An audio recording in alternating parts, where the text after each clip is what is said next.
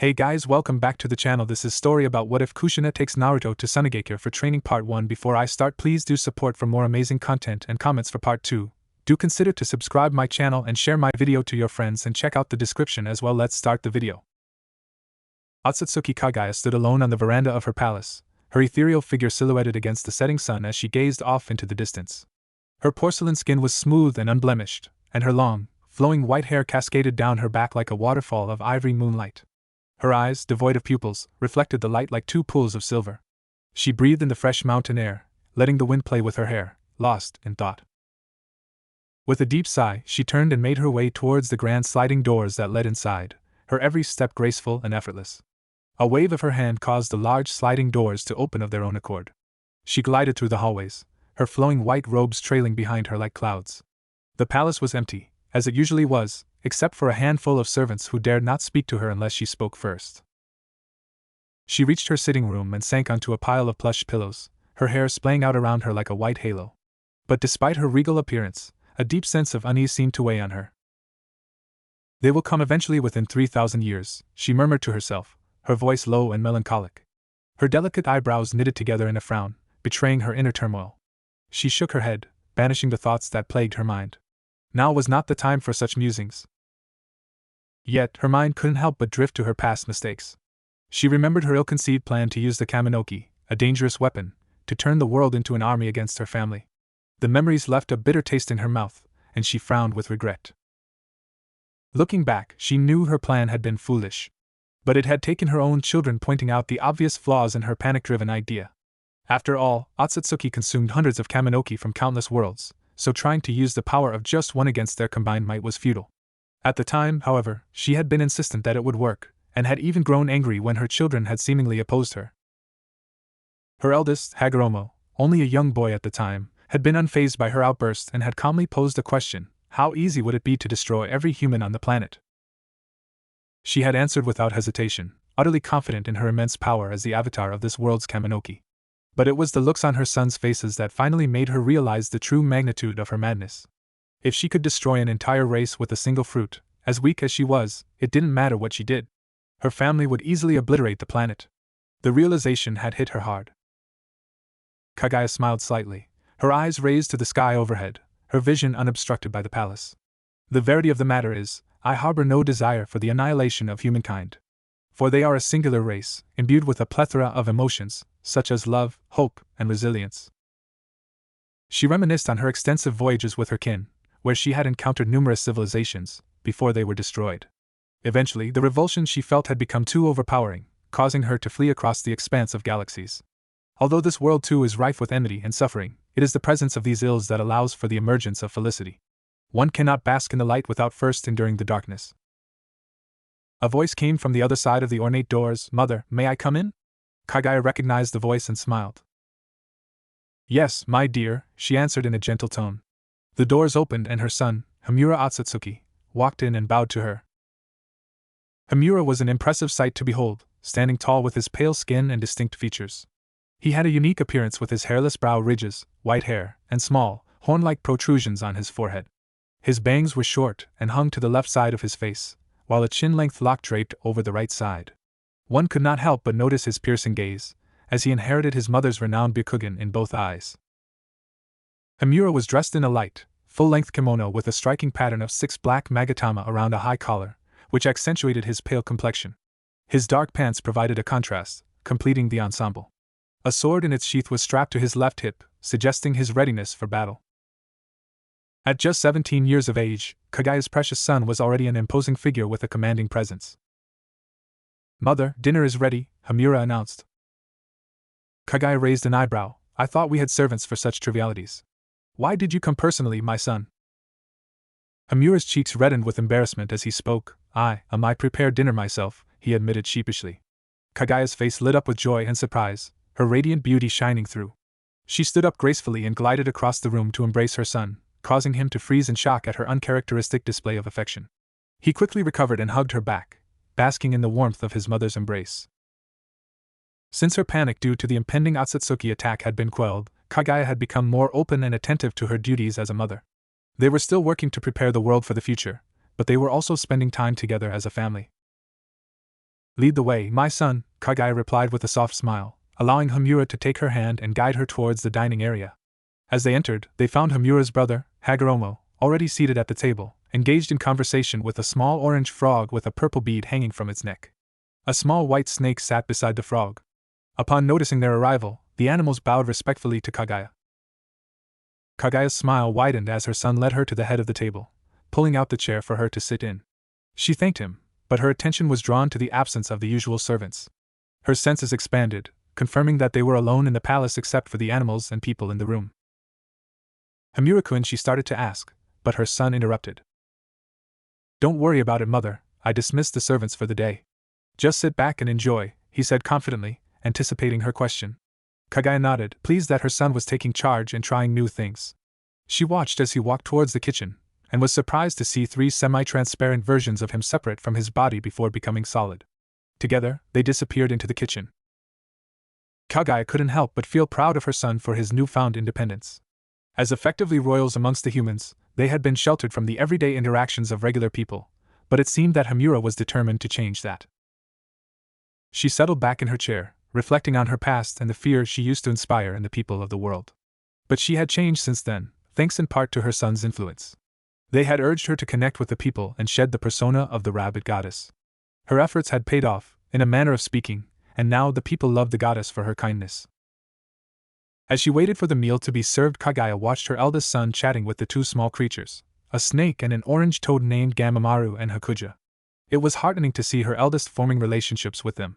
She remembered how she had met them and dubbed them summons. Flashback. Kagaya gracefully floated a few feet above the lush grass, her sons Hamura and Hagoromo walking ahead of her. They were in a hurry to reach the meeting place requested by the leader of the talking toads. It had been a year since Kagaya had come out of her panic, and her sons had been busy exploring the world and discovering new things. One day, Hagoromo had come to her, excitedly telling her that he had found a talking toad that wanted to meet with them. Kagaya was intrigued and decided to join her sons on this adventure. As they hurried towards the meeting place, Kagaya couldn't help but feel a sense of excitement and anticipation. She had always been curious about the world and the creatures that inhabited it, and this meeting promised to be a unique experience. As they reached the meeting place, Kagaya landed gracefully on the ground beside the rock, her 2 sons with her. Hagoromo appeared to be searching for something, while Hamura stood by her side, patiently waiting.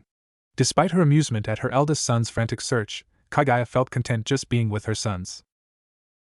She could sense Hagoromo's thoughts, and knew he didn't want to disappoint her by bringing her out here for no reason. But for Kagaya, just spending time with her children was enough. Kagaya smiled and addressed her son affectionately, Hagoromo-kun, have you tried using your eyes? She held back a laugh at his perplexed expression, while Hamura nearly fell over laughing. Hagoromo clearly didn't understand what she meant and thought she was teasing him. To help him out, Kagaya activated her family's Byakugan with a thought, and the veins around her eyes only lightly pulsed. She grinned at Hagoromo's expression as he realized what she meant and began looking extremely embarrassed for not having thought of that himself. A moment later, Hagoromo's Byakugan pulsed, and he gained near limitless 360 degrees vision. Hamura's Byakugan activated a second later, and they soon found the orange toad leaping toward them from a distance, clearly hurrying as fast as it could.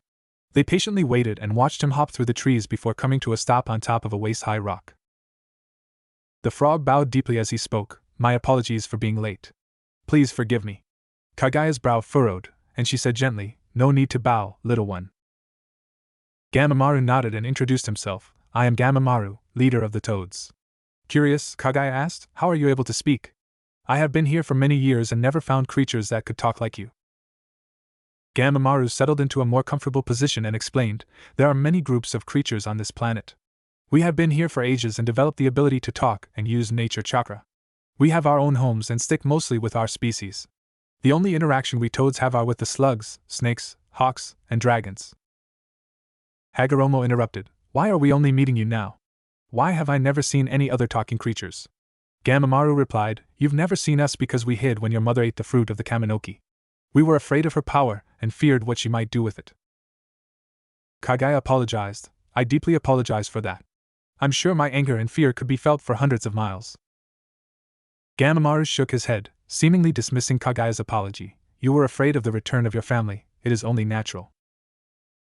Kagaya was startled, how could you know that? Gamamaru revealed then that he received a prophecy that concerned Kagaya, her children, and her family's eventual arrival for the Kaminoki.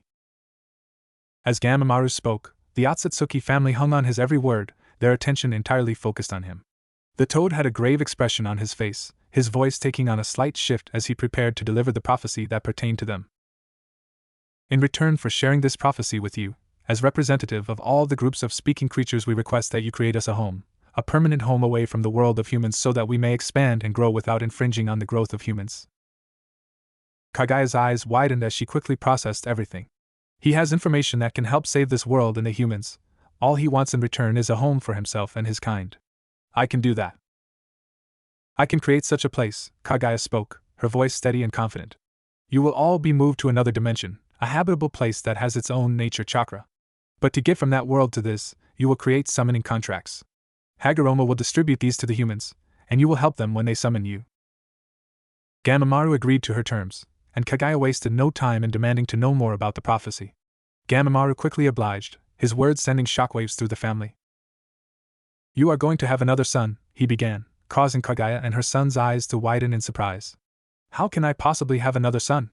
Kagaya exclaimed, unable to comprehend this news.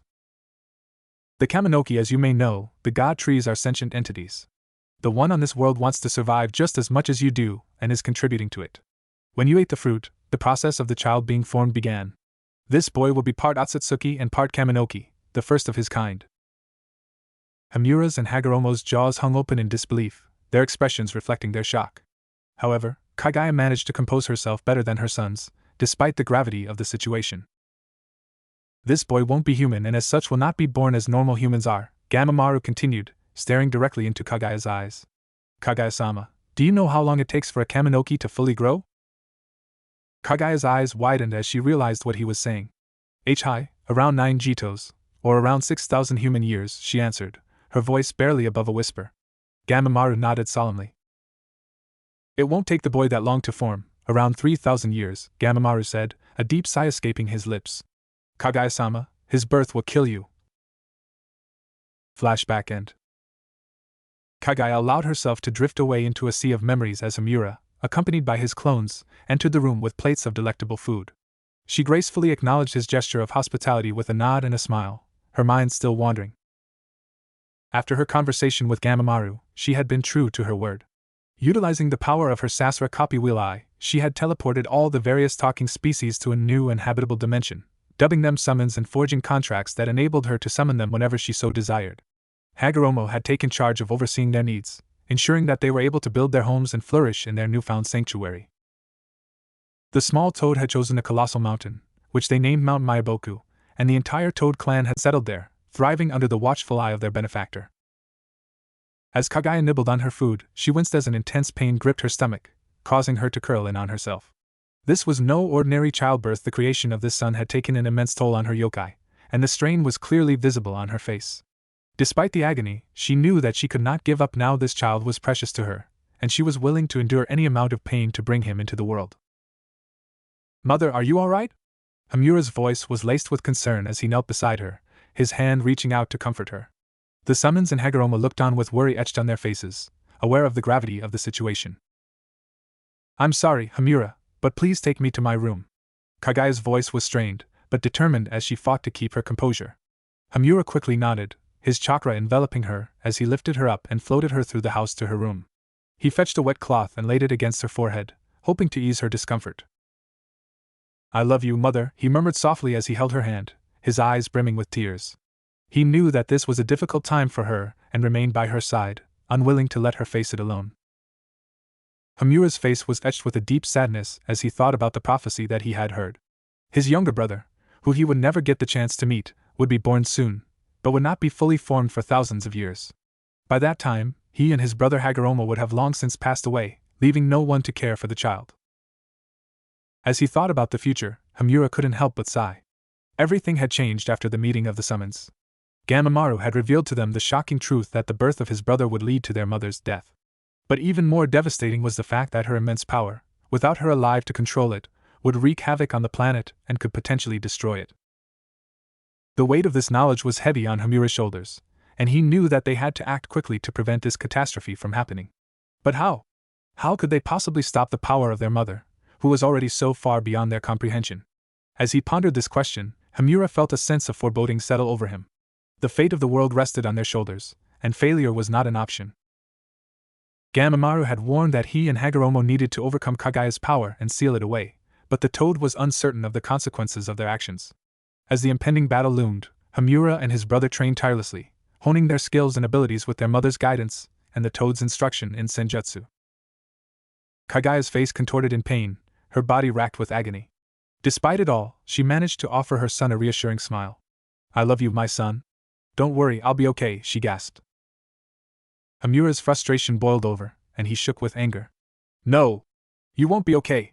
You're going to die!" he shouted, his voice raw with emotion. As the contractions subsided slightly, Kagaya managed to compose herself and spoke in a soft, calming voice. "Hamura-kun, my dear, I have accepted my role in the prophecy. I don't want to leave you and your brother, but I am proud of the men you have become. I am confident that you will take care of each other when I am gone." Her grip on the silk blankets tightened, and she took a deep breath before gesturing for Hamura to come closer. Pulling him into a hug, Kagaya said, "Thank you for your promise to take care of me after my death. I won't ever forget that, my son." Hamura began crying into her shoulder, holding her tightly as he cried. She rocked him back and forth slowly, comforting him. "I don't want to lose you, mother," Hamura sobbed. Kagaya pulled him closer to her. "Be strong, my son, take care of the humans for me, please?" Hamura nodded, pulling away and rubbing his eyes. "Thank you for dinner, Hamura-kun. I'm sorry for not being able to finish it," Kagaya said with a weak smile. "Don't fret about it, mother, I understand," Hamura replied, trying to smile back. He looked at his mother, her once vibrant beauty now faded and weakened by illness. The reality of her impending death hit him hard, and he couldn't bear the thought of losing her. A young man cautiously walked into a grand, elegantly decorated room. It was dimly lit, with the only source of light coming from the flickering candles in the corner. On the vast, luxurious bed lay a woman, her skin pallid and her eyes pupilless. On each side of her head were two brownish horns. "I'm here, mother," the young man said worriedly as he approached the bed, noticing the strain in his mother's neck and the sweat pouring down her face. "Where is Hamura-kun?" she questioned, her voice strained and barely audible. Suddenly, she tensed and thrashed against the bed. The young man quickly rushed to his mother's side and tried to comfort her. "All the preparations are finished, Ka-san," Hamura said as he swiftly entered the room and made his way to the other side of his mother's bed, placing his hand on her hot forehead. He tried to relieve the pain. Over 3 years had passed since Kagaya's initial warning about her impending death. Her sons had been preparing for this moment ever since, training and strengthening their abilities. Now, as they watched their mother's condition deteriorate, they couldn't help but feel a sense of dread. "Listen to me, my sons, Hagoromo-kun, Hamura-kun," she started, obviously in great pain. "There are many things I need to tell you before I pass on." Both of her sons looked at her intently, Hagoromo holding her hand, and Hamura wetting a cloth to put on her forehead. She smiled proudly through the intense pain she was feeling throughout her entire body as she looked at her two beautiful sons. They meant the world to her. Hagoromo with his spiky, shoulder-length, pale brown hair, a chin-length, braided lock hanging in front of his left ear. Both he and his brother had a pair of horn-like protrusions extending from either side of their foreheads and pupilless white eyes, like her. She grimaced as a wave of pain struck her, and she tried to curl inwards on herself. The pain was so intense she was on the edge of screaming. With extreme force of will, she forced the pain back down, focusing on her sons' worried faces. "Don't worry, mother, we will not fail," Hagoromo said firmly, his voice thick with emotion. He looked at his mother with tears in his eyes, feeling powerless to help her as she suffered in pain. Despite his best efforts, her condition had only worsened, forcing her to stay in bed.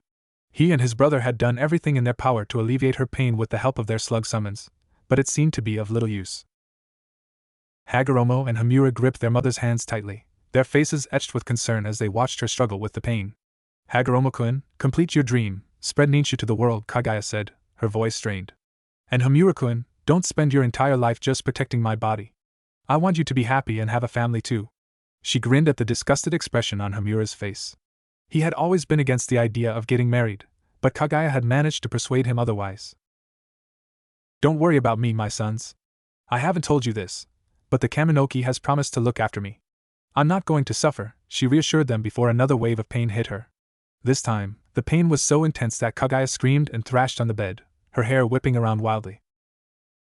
As she gave birth to her third son, a massive release of chakra exploded from her, causing her to rise off the bed.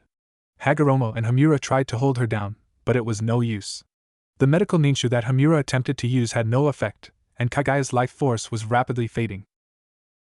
With immense effort, Kagaya managed to control her breathing and push the pain back. He is born. I will soon die, and the Jubi will break free. It will attack you, using my body, to reclaim its chakra, she said, her voice weak but resolute. She clenched her fist so hard that her fingernails dug into her palms, drawing blood. But the pain eventually subsided, and Kagaya was able to speak again. I have faith in you, my sons.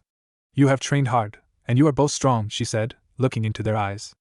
Hagoromo's eyes were filled with determination, his 3 tomos shining brightly within his red eyes, while Hamura's pupilless white eyes reflected the same unwavering resolve. Prepare the world for my family's arrival, lead the humans. I do hope they will not descend into war, she continued, her voice growing weaker by the moment. Suddenly she coughed up blood, staining her robes and chin. Her 2 sons rushed to her side, trying desperately to help her. Your brother will defend us all from the Otsutsuki murderers. He shall save us all and lead us to a bright future. His name will be Naruto, Kagaya said, her voice barely above a whisper. She paused for a moment, gathering her strength before bringing her shaking, sweat-covered palms together. With my last breath, I create my 4th and final son and bring him into reality, she exclaimed, her voice strong and filled with determination.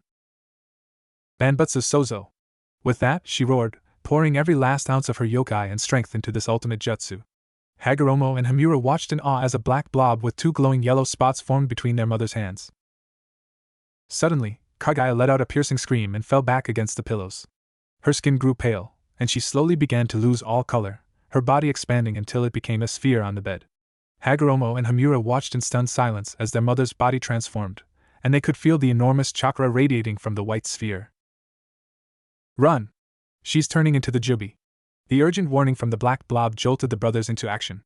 It bolted across the ground and vanished into Hagoromo's sleeve. The brothers quickly sprang into action, rushing out of the palace to join the forces they had gathered outside for this very moment.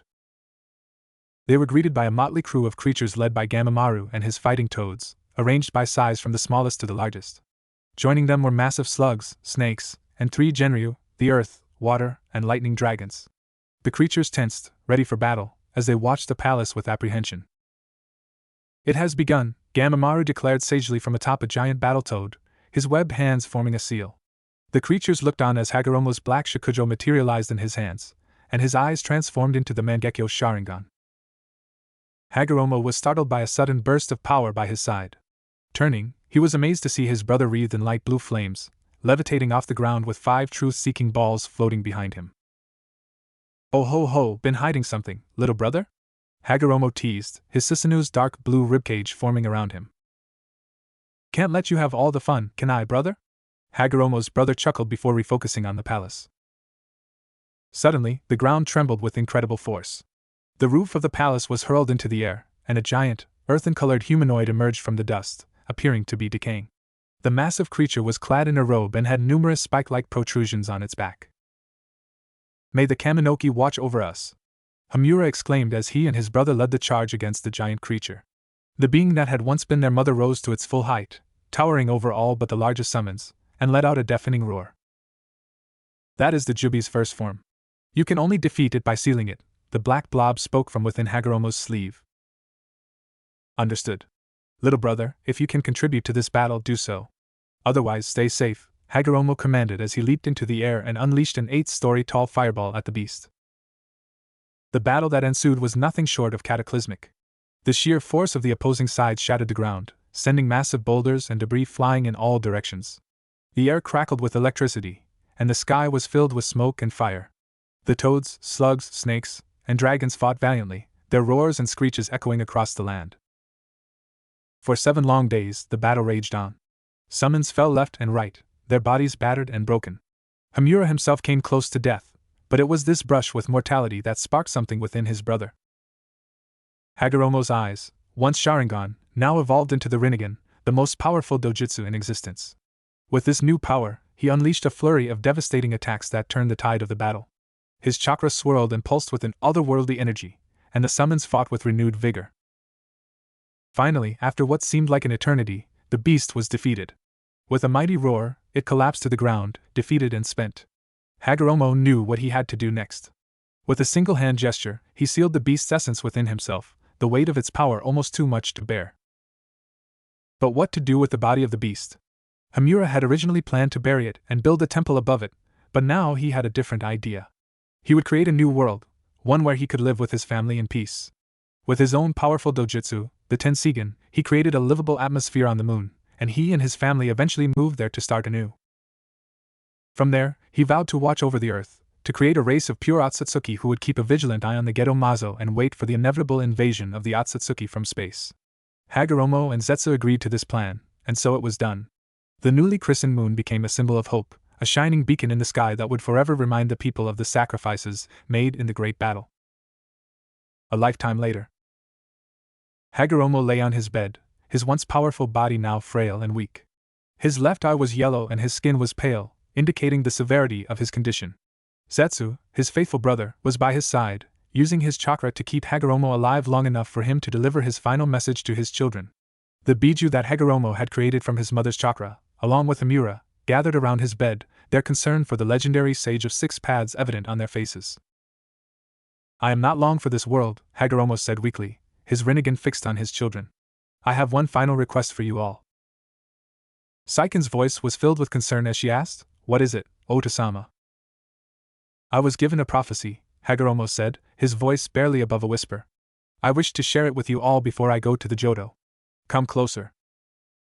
Hitomi and her siblings moved closer to their father's bed, while the Gobi hopped onto the foot of the bed so that Saiken could get closer.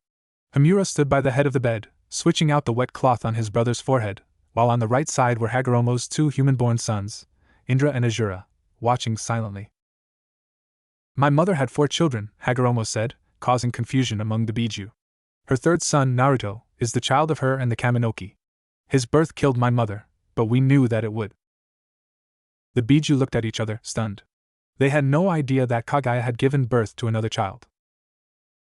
"Because he is the son of the Kaminoki, it will take him thousands of years to form," Hagoromo continued. "My children, all of you and Zetsu are immortal, and I want you to watch for my brother. Find him, care for him, and train him, for he will protect us against the arrival of the Otsutsuki. Do this for me, my children." The tailed beasts nodded in unison, lowering their heads in respect to their father. "Hi Otosan," they said in unison. Hagoromo smiled weakly at them before breaking out into a coughing fit. "Wait for him, for he shall take care of you, my children. Good luck," Hagoromo said quietly before his one visible eye closed, and his body relaxed. Zetsu slowly slid off Hagoromo's body and formed into a blob on the bed. "He has gone to the Jodo," Zetsu said quietly. "Junsuna tochi de haiwa o Mitsukuru koto jie dekimasuka," everyone said in unison, paying their respects to the passing of the legendary Sage of Six Paths. Thousands of years later. The harsh desert winds whipped sand into the faces of the couple as they trudged wearily through the endless expanse of barren terrain. Their home lay just beyond the horizon, a faint glimmer of hope in an otherwise bleak and unforgiving landscape. As they walked, the woman suddenly stopped in her tracks, her ears perking up to the sound of a faint wail carried on the wind. "Do you hear that?" she asked her companion, turning her head in the direction of the sound. "It sounds like a child crying." Following the sound, they stumbled upon a scene that left them both stunned. A small infant, with pale skin and horn-like protrusions emerging from his forehead, sat abandoned in the scorching sand. His eyes were pale, almost pupilless, and his frail frame trembled in the relentless heat. The woman felt a pang of compassion for the helpless child. Who would abandon a child in the desert like this? She questioned, her voice full of emotion. "He's sick, and he's all alone. We can't just leave him here to die. No matter how strange he looks, he deserves a chance to live." The man hesitated at first, taken aback by the child's peculiar appearance, but he could not ignore the pleading look in his wife's eyes. They scooped up the infant, cradling him close to their chests, and continued on their journey towards home. As they walked, the couple could not help but wonder about the child's origins. Who would abandon a child with such unusual features? What kind of family would cast him out into the merciless desert, left to die a slow and painful death? Their minds filled with questions, the couple resolved to care for the child as if he were their own. Little did they know, their decision to bring the infant home would set off a chain of events that would forever alter the course of their lives. A small boy walked down the sandy streets of Sunagakure, the buildings made of earth towering over him, blocking the moon and making the shadowy alleyways even darker. The child was unfazed by this, being used to the gloom. He continued calmly walking. He was around 6 years old, had shaggy longish white hair, pale skin, and 2 small horns coming out of his forehead, one on each side of his forehead. The boy was wearing light brown deteriorating rags as clothing, covered in dust and sand. White, pale pupilless eyes took in his surroundings as he left the alleyway. He was searching for food once again. It had been a while since he last ate. He came upon the market of the village not long later, the smell of fresh food leading him. Upon entering the area, they immediately spotted him. "It's the Shiroi Oni, white demon! Get him!" one villager yelled, pointing at him. The young boy frowned, watching as some braver villagers rushed toward him, while the majority backed away in fear. The white-haired child stared emotionlessly at the villagers as they approached him, not trying to run. As the villagers got close enough to hit him, brandishing knives and kunai, dark brown vines covered in leaves burst violently out of the surrounding ground. The vines extended menacingly. Swinging through the air, they wrapped themselves around the villagers tightly, squeezing them slowly and painfully. "Oh, let me go! You damn demon!" one of the villagers cried, struggling as hard as he could, trying to cut the strong vines with his knife. The nearby residents looked on in fear at the pale-eyed child, who walked past the restrained villagers to an abandoned stand. Once he reached the food stand, he grabbed several rolls of bread before calmly walking away. "Let us go!" a trapped villager yelled at his receding form, drawing his attention back to them. The horned 6-year-old turned and looked over his shoulder, one hand outstretched toward them. The boy looked hesitant, unsure what to do. "Let them go, Naruto, they're morons, not worth it." The white-haired boy pivoted sharply and saw the owner of the voice. A very tall man, who had 2 distinctive, red markings on the right side of his face, the only visible part of his head. The rest hidden by his turban-like headgear and by a sheet hanging from it on the left side of his face. He wore the standard attire of a Sunanin, complete with a forehead protector and flak jacket. The now-named child nodded, relaxing his arm and letting it fall to his side. As he did so, the vines holding the 5 villagers loosened and slid back into the sandy ground, disappearing altogether. The entire market plaza was silent as the villagers coughed from having their air supply cut off. Naruto walked away from the area, fading into the gloomy alleyway. The shinobi who had arrived watched the child leave. Exhaling, he turned to the villagers to berate them for antagonizing the child yet again. "Fools! You're lucky I was here, or you would all be dead!" Baki thundered. They trembled from his killing intent and the anger in his voice. "But it's a demon!" One of them apparently didn't care about his killing intent, yelling back at him in outrage. "He may well be one, and if he is, do you honestly think you can kill him?" Baki deadpanned, glaring into the foolish villager's eyes. The man faltered as he realized his own idiocy. "Morons, even we shinobi can't kill the boy, some have tried. Besides, the Kazekage has ordered for the boy to be left alone. Do you understand?" Baki yelled at everyone present, who all nodded in fear at the killing intent he was leaking. Good. Baki disappeared in a swirl of sand to report this newest incident to his leader. With Naruto. One could see a boy, sitting on one of the many rocks that stuck out from the village's massive sand and rock walls, slowly eating the bread he stole. Naruto's pale eyes gazed over the sandy, and usually hot village. It was late at night, and Naruto needed to find a safe place to sleep again, the last spot discovered a few days ago and booby-trapped in an attempt to kill him. Naruto cringed as he remembered his life, what his purpose was, who were his parents, why did the plants protect him? Why did he look so different from everybody else? No one else in the village had white eyes, white hair, or had horns growing from their head. He also had unusually pale skin no one else in the town did, and besides growing up in the hot desert sun, he never tanned like everyone else. Regardless, Naruto was grateful for the plants that protected him from harm. They hadn't always been there, but since that day, they had been around keeping anyone from harming him. Flashback. Naruto was 3 years old, playing in the living room of his family's house. His Kasen was at the kitchen stove preparing lunch. He watched her with joy in his heart as she stirred the pot. Her long sandy brown hair flowed over her shoulders and down her back. He grinned as she looked over at him with her light brown affectionate eyes. "Go wash your hands, Naruto-kun," she ordered. He nodded hastily, setting down his toys and rushing off to the bathroom. She smiled as she saw him go. Even though he differed significantly from all other children, she cared about him passionately. His pale eyes and horns had terrified her in the beginning. They'd been walking home from a visit with the family in a nearby village when they found baby Naruto laying naked in the sand crying. She decided that she would keep him and adopt him, as he was evidently abandoned. Curious as to why he had such pale skin, horns and weird white hair, but it didn't matter to her. Both she and her husband were concerned about Naruto being seen negatively in the village. Because of this, they didn't let the boy play outside, and he didn't have any friends. They were still debating what was to be done. She grimaced. Okay, sometimes they did take Naruto out in the village. 2 weeks ago she had taken Naruto with her to the market like usual, making sure he wore a hood to cover his features. Naruto had excitedly walked along beside her holding her hand and asking questions about everything. It had surprised them when he could talk, read, and write from a young age.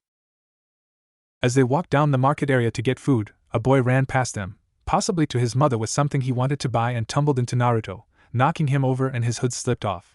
Everyone nearby had frozen as they took in Naruto's strange features, the horns and white eyes, the uncharacteristic pale skin.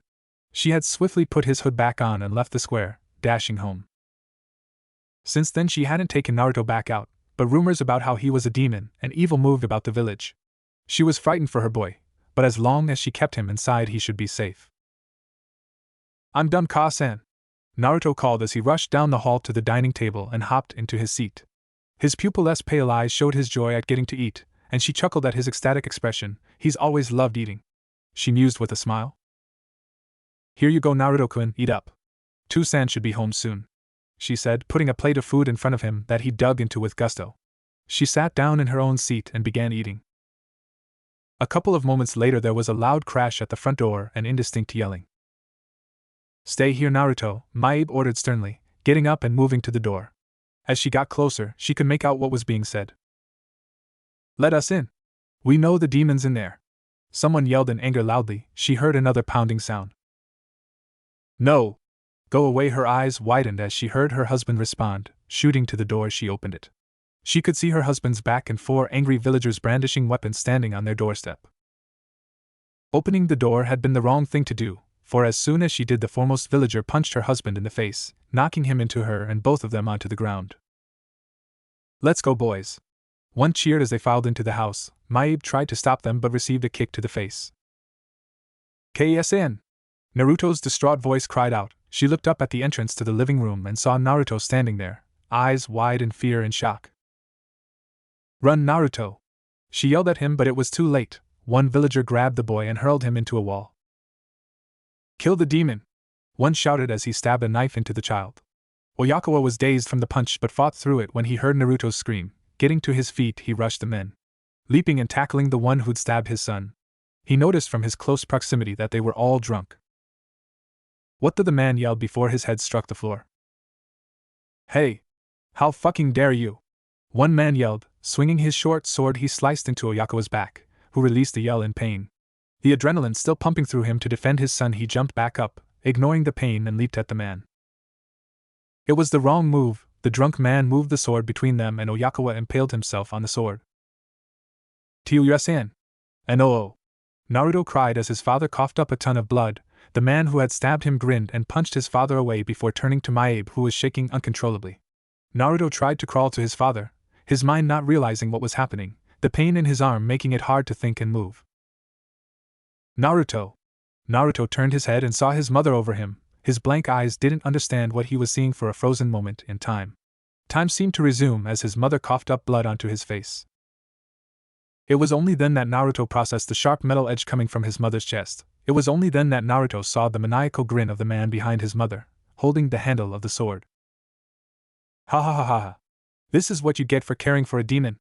The man laughed. The 2 of the other men laughed with him. While the last one thought this maybe wasn't a good idea, he suddenly realized they'd just committed murder. Kakasen Naruto's eyes were wide and his body frozen in shock. Maebe smiled sadly at him, fighting to stay alive, protecting Naruto with her body. "Run, Naruto-kun, and remember, I will always love you," she whispered, the light leaving her eyes before she collapsed onto of Naruto. Naruto was frozen in shock, the blood on his face sliding down into his clothes. "Time to kill the demon," the man with the sword cried, sliding the sword out of his mother with a sickening noise and kicking her dead, lifeless body aside. Naruto's mind shut down, unable to process all of this in his albeit intelligent but still 3-year-old mind. He did nothing, frozen in shock as they approached him and beat him, stabbing him and cutting his skin deeply. They enjoyed his screams, dragging their weapons through his skin. Naruto curled up into a ball as they took to kicking him repeatedly. Suddenly they stopped, the pain dulled and faded away. He could feel someone, their sorrow, they were sorry. Naruto didn't understand, but he felt his bruised and beaten body supported by something soft. Opening his eyes, he found himself in a cocoon made of plants and vines. He watched with wide eyes as barbed vines broke out of the floor and walls, Almost angrily, the plants cut through his attackers and killed them, their screams only lasting for a few moments. Naruto passed out after that, unable to process the death of his family, the death around him, and the excruciating pain in his body. End flashback. Naruto shook his head, finishing the last bite of the bread. He had woken up after that in a cell. The man he came to know as Baki introduced himself. Naruto had been scared, and the plants had responded to his fear, his want to escape. The thick, thorny vines had tried to kill Baki, who had only barely got away, though he gained a thick cut across his chest. After that, the plants had attacked the cell wall, breaking it down rapidly and pulling him through. Naruto had run until he found a park, vanishing inside the shrubs he had hidden for days as he dealt with everything. He'd cried for days, the loneliness he'd felt that day had never gone away. All he could think about was his mother and father dying, but he hadn't been entirely alone. The plants had wrapped around him comfortingly, caring for him, warming him and providing shelter. That had been 3-ish years ago, and since then he'd learned to survive, get food and shelter for himself. There had been several assassination attempts from villagers and shinobi alike, but the plants had always dispatched them with ease.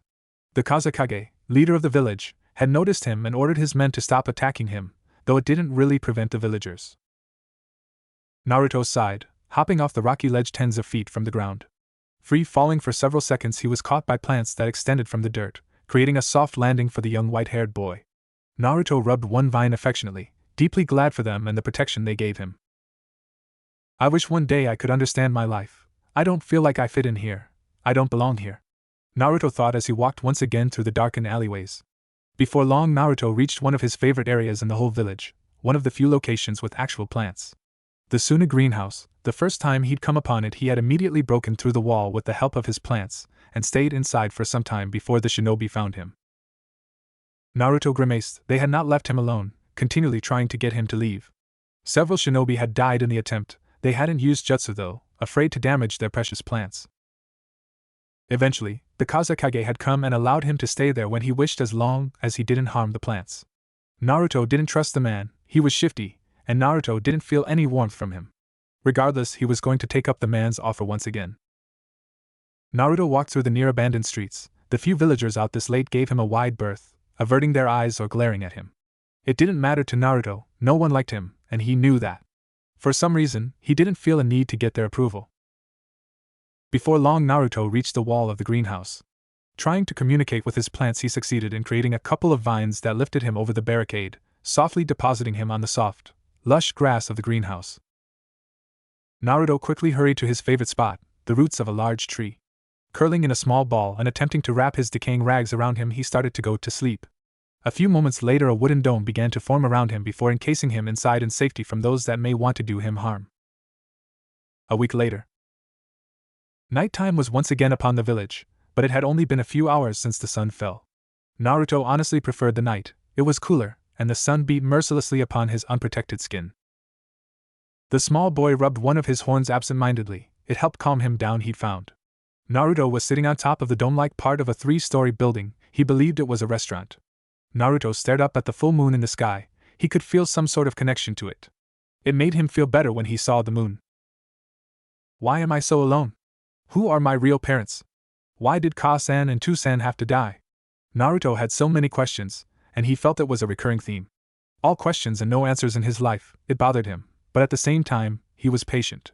He knew the answers were coming somehow. One day something would reveal them to him. He didn't know how he knew, just did. Naruto's pale eyes latched onto a family walking down the street below him, the mother holding her son and daughter's hand as the father held their daughter's hand. They all looked so happy. I want that happiness. Where is my family? Naruto sighed. Even though Ka-san told me they found me in a desert, abandoned. Why do I feel like I can feel them? More questions. Roar! Naruto turned toward the roar and the explosion that preceded it. His eyes widened as he saw a massive sand creature, covered in blue markings. Its one tail flailing about wildly, crushing nearby buildings with ease. The beast roared something out, but Naruto couldn't understand it. He could hear the screams of nearby villagers and saw the shinobi leap across the rooftops toward the creature. Intrigued, Naruto began toward the beast, his progress much slower than the shinobi, as he had to wait for the plants to form pathways across the roofs. As Naruto ran toward the creature of sand, he watched it create a giant wind sphere and fire it at several buildings, destroying them. As Naruto got closer, the beast suddenly turned to him and stared directly at him.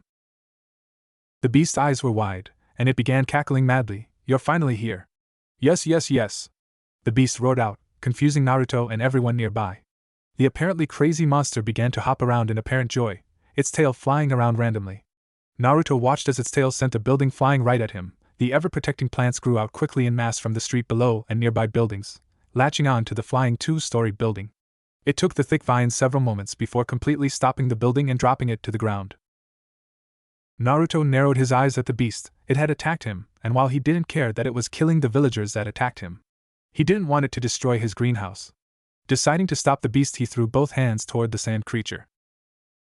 Said sand creature's eyes were wide as he saw that it upset the boy. It hadn't meant to throw a building at him.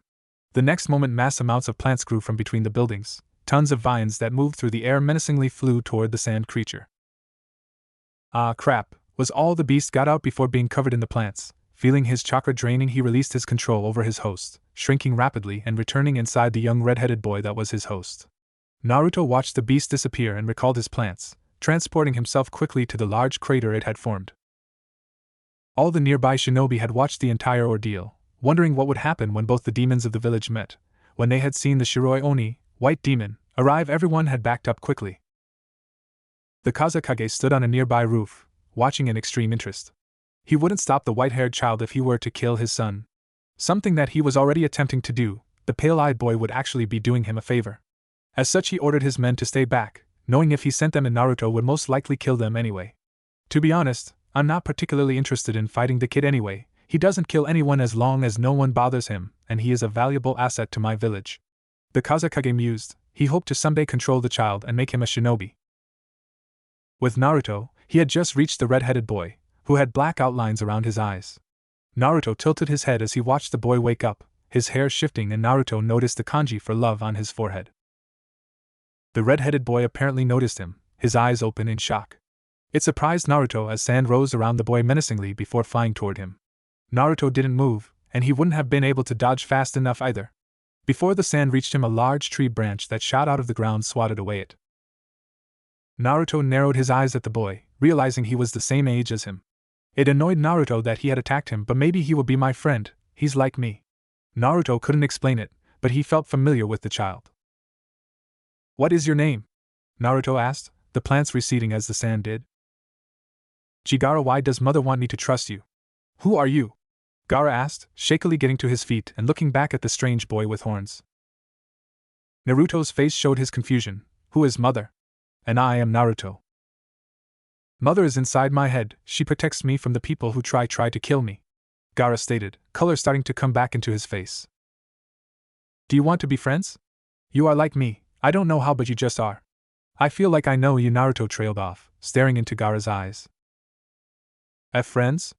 Gaara asked in shock, the restless sand around him finally settling down. Yeah, Naruto said brightly, walking toward Gaara. Scared of the boy, he backed up, but what astonished him was how the sand didn't attack Naruto. It seemed to even move out of his way. Trust him, Gaara. He will help you. He will be your friend. You don't have to be alone anymore. A voice reverberated in Gaara's head. Mother? Naruto reached out his hand, patiently standing in front of the red-headed boy. Gaara stared at him for a moment before shakily lifting his, and they shook hands. I don't know what being friends means, but I'm sure I can learn, Gaara stated as they both observed each other, a small smile on both their faces. Gaara could feel a connection to Naruto. He couldn't describe it, but he somehow knew he'd found someone who would be his friend, someone he could trust. I don't know either, I've never had one. But let's learn together, Gaara, Naruto said with a growing smile. Within Gaara's seal, the Tanuki grinned. He's finally here. Am I the first one to find him? I'm awesome. He laughed happily. Finally, his Aji-san had arrived. I should stop torturing my host. I don't want to escape now.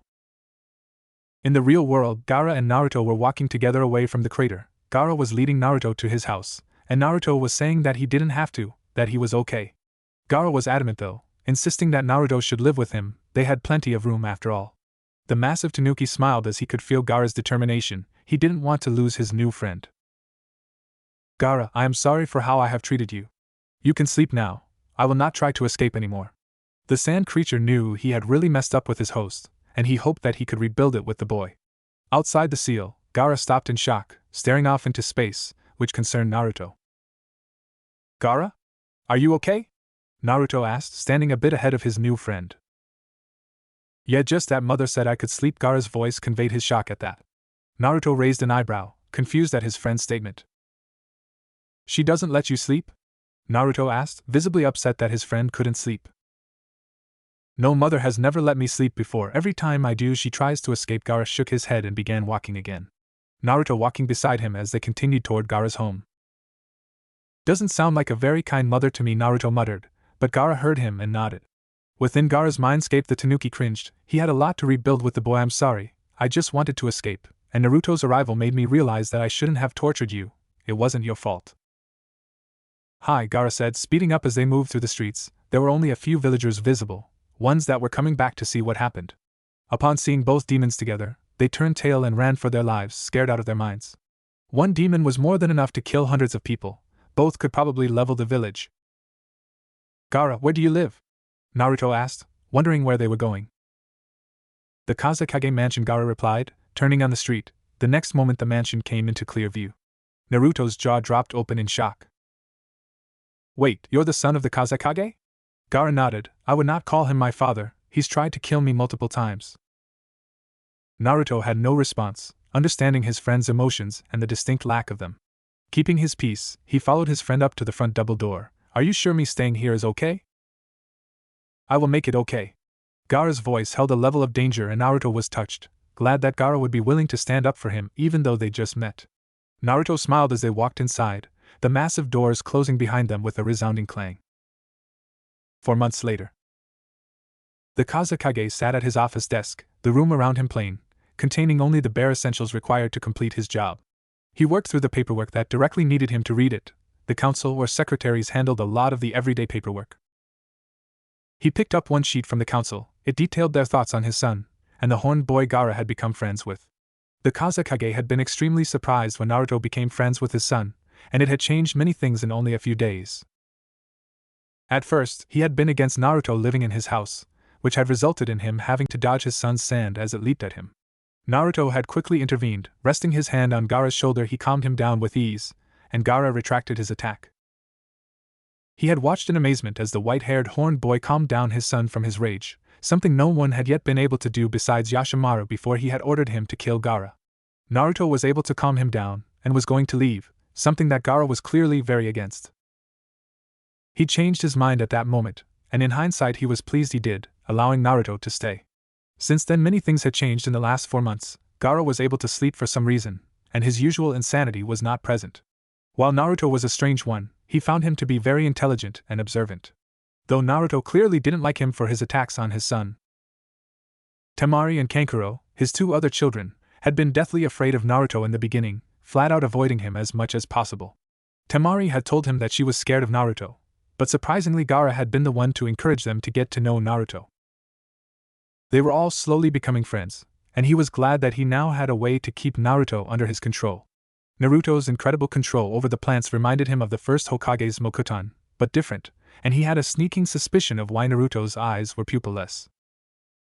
Shaking his head, he turned his attention back to the sheet in his hand. The council had suggested that Naruto, once he was old enough, be entered in the academy along with his children. It also expressed their confusion at what exactly Naruto was, but they had mostly agreed that it didn't really matter as long as they could harness Naruto's power for the village. The Sand Village was after all one of the weakest of the Great Five. With Naruto. Naruto sat cross-legged in the living room of his new home. In front of him was a wooden go board. It was being supported on the side in front of him by plants, while on the other side where Gaara sat it was being propped by sand. Naruto had come up with this game of sorts for them as it taught them both strategy and control of their abilities. They wouldn't actually touch the pieces on the board and would instead try to use their respective powers to move the pieces on a tiny area without breaking the board. Interesting move, Naruto commented in his usual calm near melodic voice. He manipulated a plant vine to wrap around a piece before moving it to retaliate to his friend's strategy. Naruto himself wasn't entirely sure why he'd come up with such a tedious way for them both to play. He felt this need to get stronger and train, that he was going to need power in the future. I can feel the answers coming, they are getting close, Naruto thought. On the nearby couch sat Gaara's 2 siblings. Temari was oblivious to the world, buried deep within the scroll on wind that she was reading. Kankuro, on the other hand, was watching them both with deep interest, mainly Naruto. Kankuro had been extremely afraid of Naruto in the beginning, seeing that Naruto's powers were eerily similar to his younger brother's sand defense. But he had come to like Naruto, and they got along pretty well. Kankuro, being older, had begun teaching both of them how to throw shuriken. I have to thank Naruto again for becoming friends with Gaara. Since he did, I have actually been able to have a relationship with my brother, Kankuro thought, watching as the two boys concentrated on their board game. Naruto looked very different from how he did when they first met him. He had moderately shaggy white hair, which was somewhat long. His bangs were short and hung to the left side of his face, with a chin-length lock which hung from the right side of his face, and his two horns parted his hair somewhat. Naruto's pale eyes had creeped him out in the beginning, but he'd gotten over it. Naruto also had ashen skin which never tanned no matter how much sun he got. He has the hairstyle of Hamura Otsutsuki and Tonari Otsutsuki combined, but still the same facial structure as Naruto, minus whisker marks.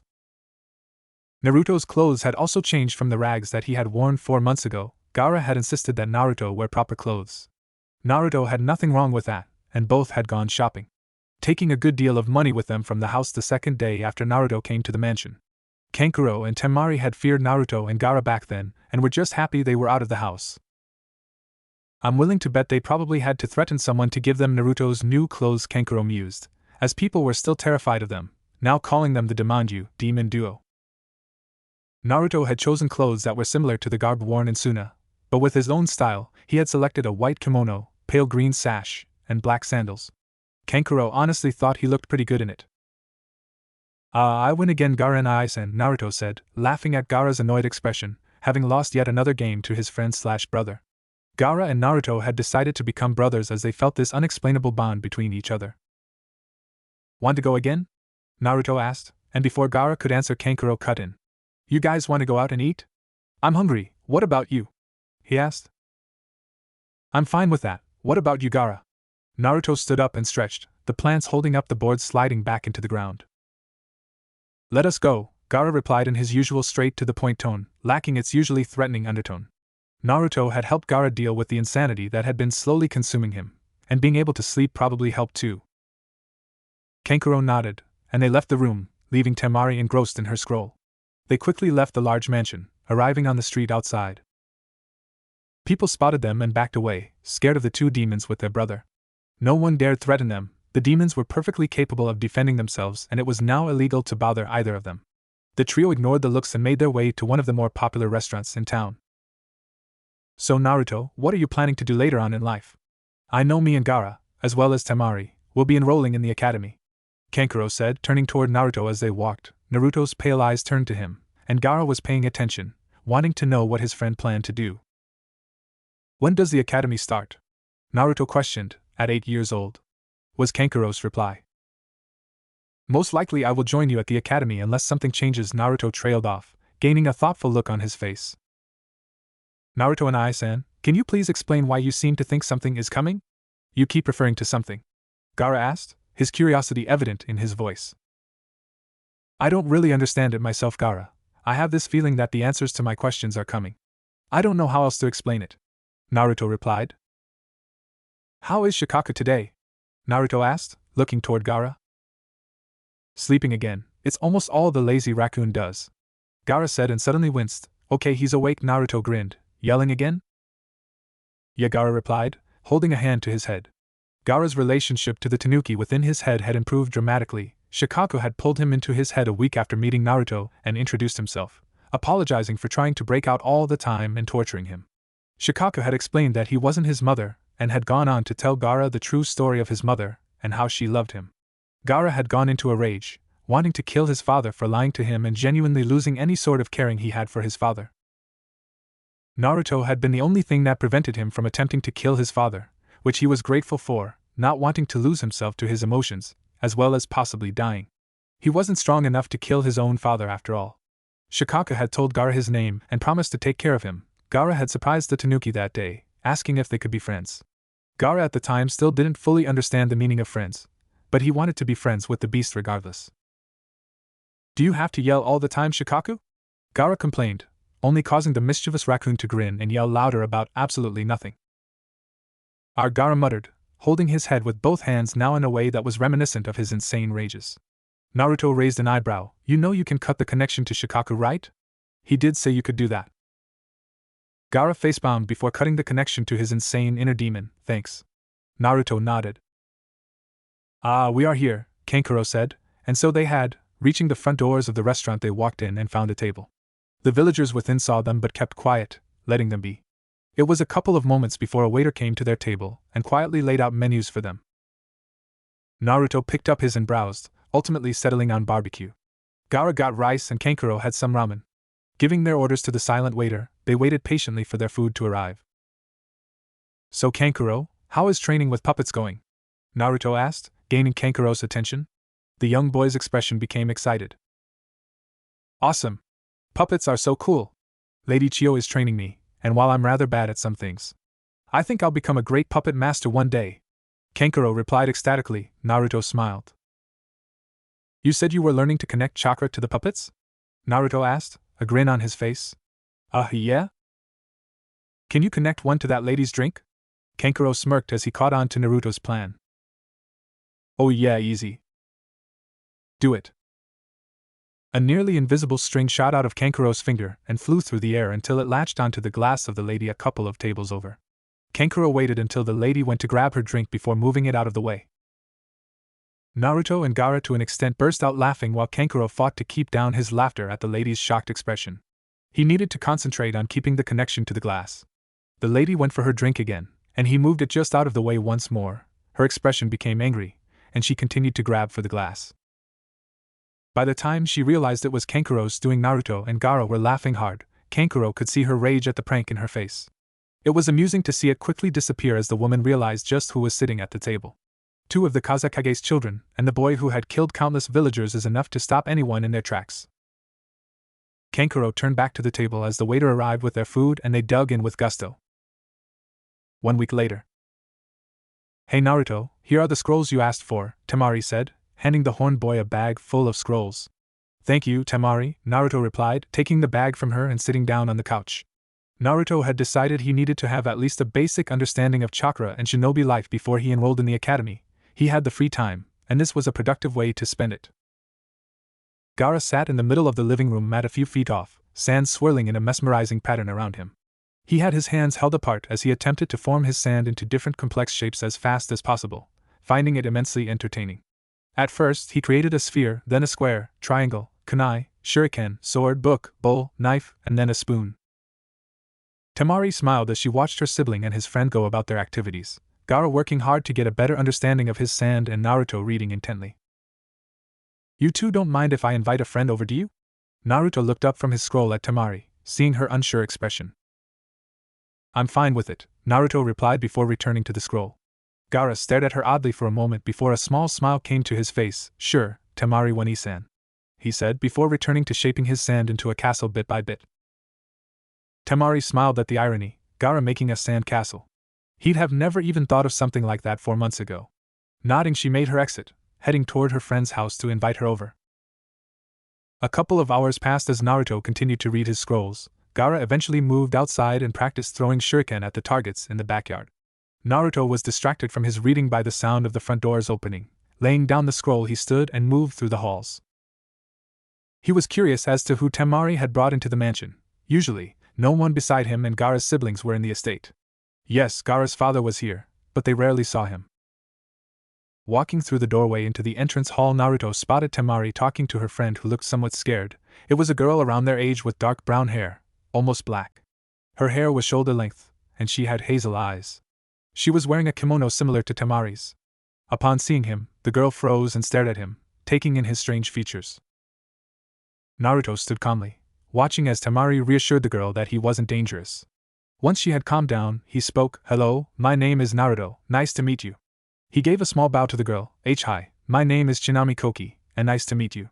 The girl replied, much calmer than she was before but still scared of the pale boy. Naruto nodded before walking in his normal, almost royal gait across the hall toward the kitchen and disappearing in the doorway. See, he's not that bad. Gaara is much better too, Temari said. Her friend shakily nodded. He's much nicer than I thought he would be. Kasen said he was a demon who wanted to kill everyone. She replied, stronger now. Told ya, they are wrong. Naruto-san is just misunderstood. He only defended himself against people who attacked him for being different. Temari said, come on, let's go play. Hi. With that, they both rushed up the stairs to Temari's room. With Naruto. Oh, hi Kankuro, Naruto said, seeing Kankuro eating some snacks at the kitchen table. Hi Naruto, just came back for some lunch since Lady Chio gave me a break, Kankuro replied, stuffing some more food in his mouth. You still going to wear that silly cat uniform? It's not a cat uniform. Uh-huh, Naruto said, moving to the fridge and getting out some food to eat. Naruto sat down beside Kankuro and continued to tease the boy about his fashion choices for the rest of the time Kankuro was there. After Kankuro left, Naruto returned to his scrolls and continued reading, finding Gaara napping once again on the living room couch, the sand wrapped around him like a blanket. Naruto chuckled. Gaara loved sleeping like nothing else after not being able to sleep for so long. In fact, Gaara was usually violent if woken up before he wanted to. When Temari had tried it once, Gaara's sand had pushed her away, wanting to stay asleep longer. Naruto grinned as he remembered that day. They had an outing planned at the park, and it was time to go. Temari had asked for his help, and he'd slid a vine through the covers, slipping past Gaara's sand and tickling Gaara mercilessly until he woke up. Naruto chuckled, leaning back on the couch. He picked up where he left off in the scroll. Chakra is created when two other forms of energy, known collectively as one stamina, are molded together. Roughly 6 years ago. Konoha. Namake's Minato stood by the bedside of his wife, who was thrashing on the bed in the throes of giving birth. Minato squeezed her hand and placed his other against the clearly weakened seal on her stomach. Channeling chakra into the seal, he held it together for a while longer. They had been at this for 5 hours so far, and he was struggling to keep the QB sealed. They were in the Namake's estate that was a ways off from Konoha, deeper into the land of fire. It was just him and his wife, Uzumaki Kushina, here in the building, which was a large 3-story compound, looking like a smaller feudal lord home. He had surrounded the building in many powerful seals to prevent those within the village of Konoha from feeling the evil chakra that was the QB's, as well as to keep people out. Minato was the Yondaime Hokage of the village, hidden in the leaves.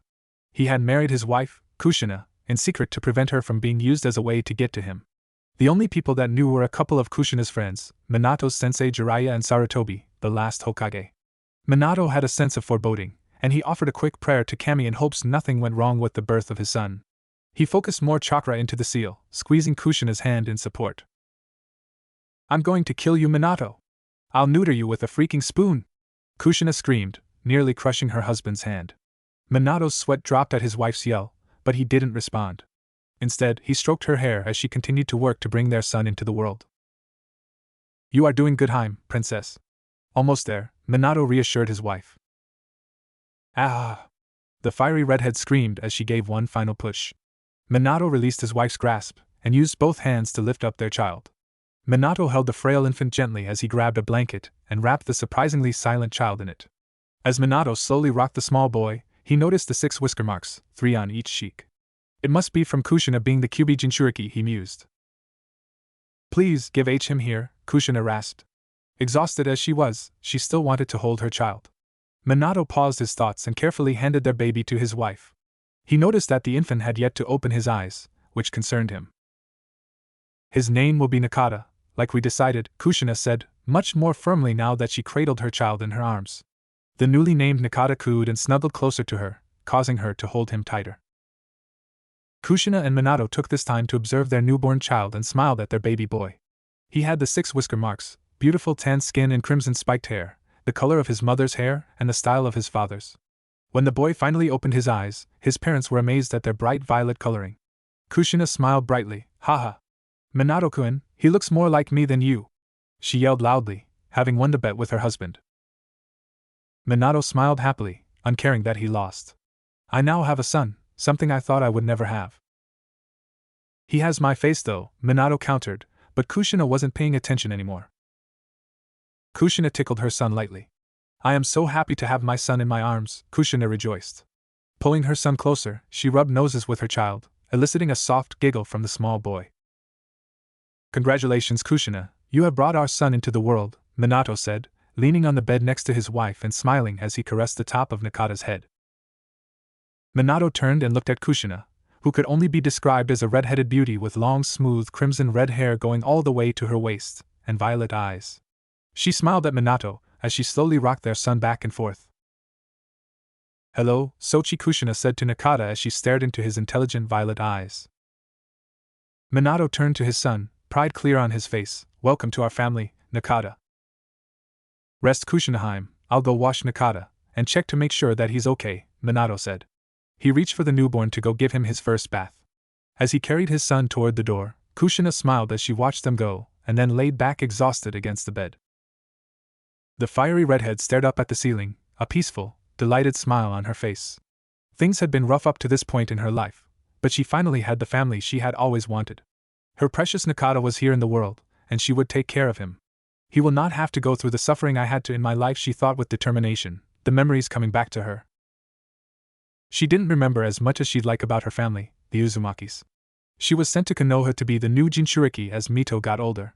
Her clan had been wiped out a couple of years after her coming to the village hidden in the leaves, and she was still afraid she was the only one left. She had felt so alone those days, the last of her clan. She'd been kidnapped by Iwa Jounin one night. Apparently they wanted to learn the secrets to the Uzumaki's incredible life force. Minato had rescued her, and that had been the beginning of their relationship many years ago, though it was kept secret for her safety. I finally have my son, and he looks so much like me. I'm so gonna spoil him. Going to buy him treats and toys. Kushina thought happily, slowly relaxing her tensed muscles, the exhaustion setting in.